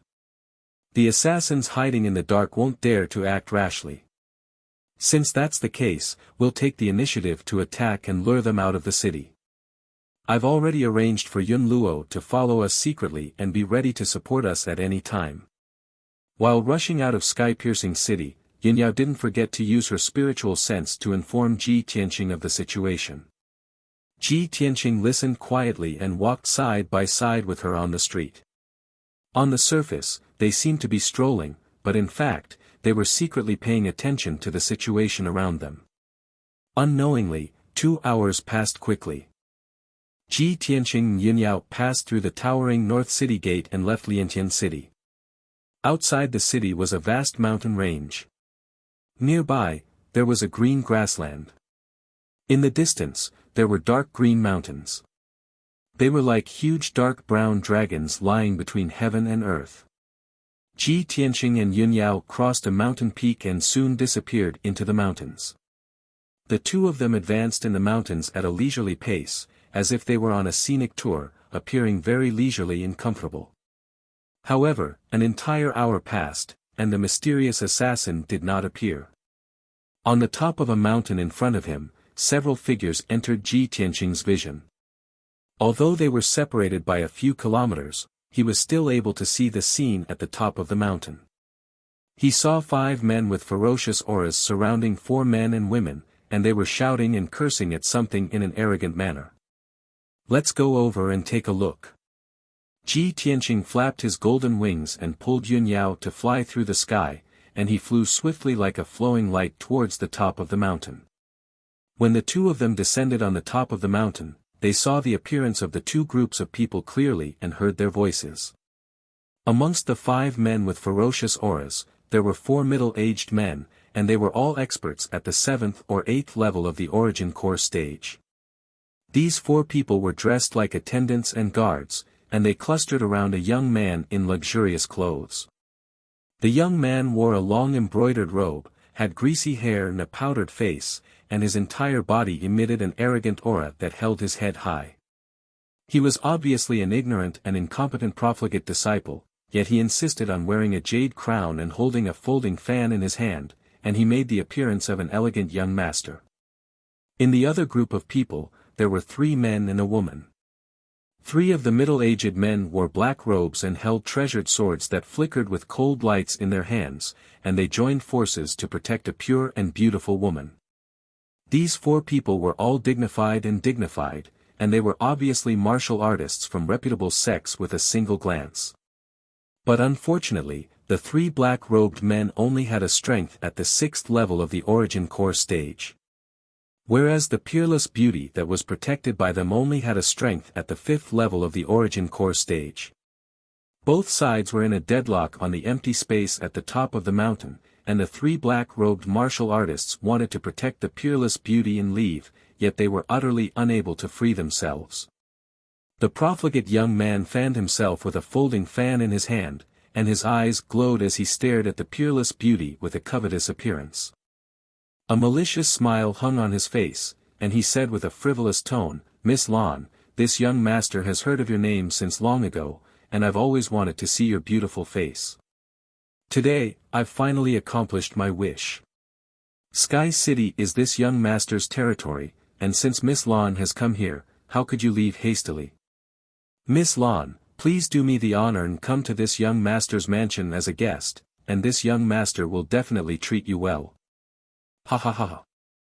Lan Huixin did not open her mouth to speak, but the 3 black-robed martial artists shouted angrily, "Fourth young master Qin, we have no enmity with you, so why are you so aggressive? We're temporarily staying in Sky City, but you're always pestering Miss Lan. Now that we've been forced to leave Sky City, you still chased us here. How can you be so shameless? Aren't you just coveting our sex Miss Lan's beauty? Miss Lan is a heavenly concubine candidate, so how can you pursue her?" The profligate young man who was called 4th young master Qin instantly grinned and sneered ferociously. "Huh, you 3 brainless geese. You're only the deacons of the vast sky sect, and you're nothing in front of this young master. Previously in the city, this young master did not fuss with you because of my status and face. But now that we're out of Sky City, you still dare to talk to this young master like this. You really don't know what's good for you." After sneering, a murderous intent flashed in 4th young master Qin's eyes. He ordered the 4 guards behind him, "Go. Kill those 3 stupid donkeys." The 4 guards immediately sneered ferociously and emitted a chilling murderous intent. They waved their swords and pounced on the 3 black-robed deacons. Bam! Bam! Bam! Dozens of dazzling sword radiances lit up and blew up a gust of wind on the mountain peak, causing a series of muffled sounds. After exchanging a few blows, the 3 black-robed deacons were sent flying and fell on the grass with blood all over their bodies. The 4 guards swarmed forward again and slashed out dozens of sword radiances with their sabers and swords, drowning the 3 black-robed deacons. Suddenly, blood splattered everywhere on the grass, and huge gullies were formed on the ground, causing sand and dust to splatter everywhere. The disparity in strength between the 2 sides was too great, and the 3 black-robed deacons could not stop the 4 guards at all.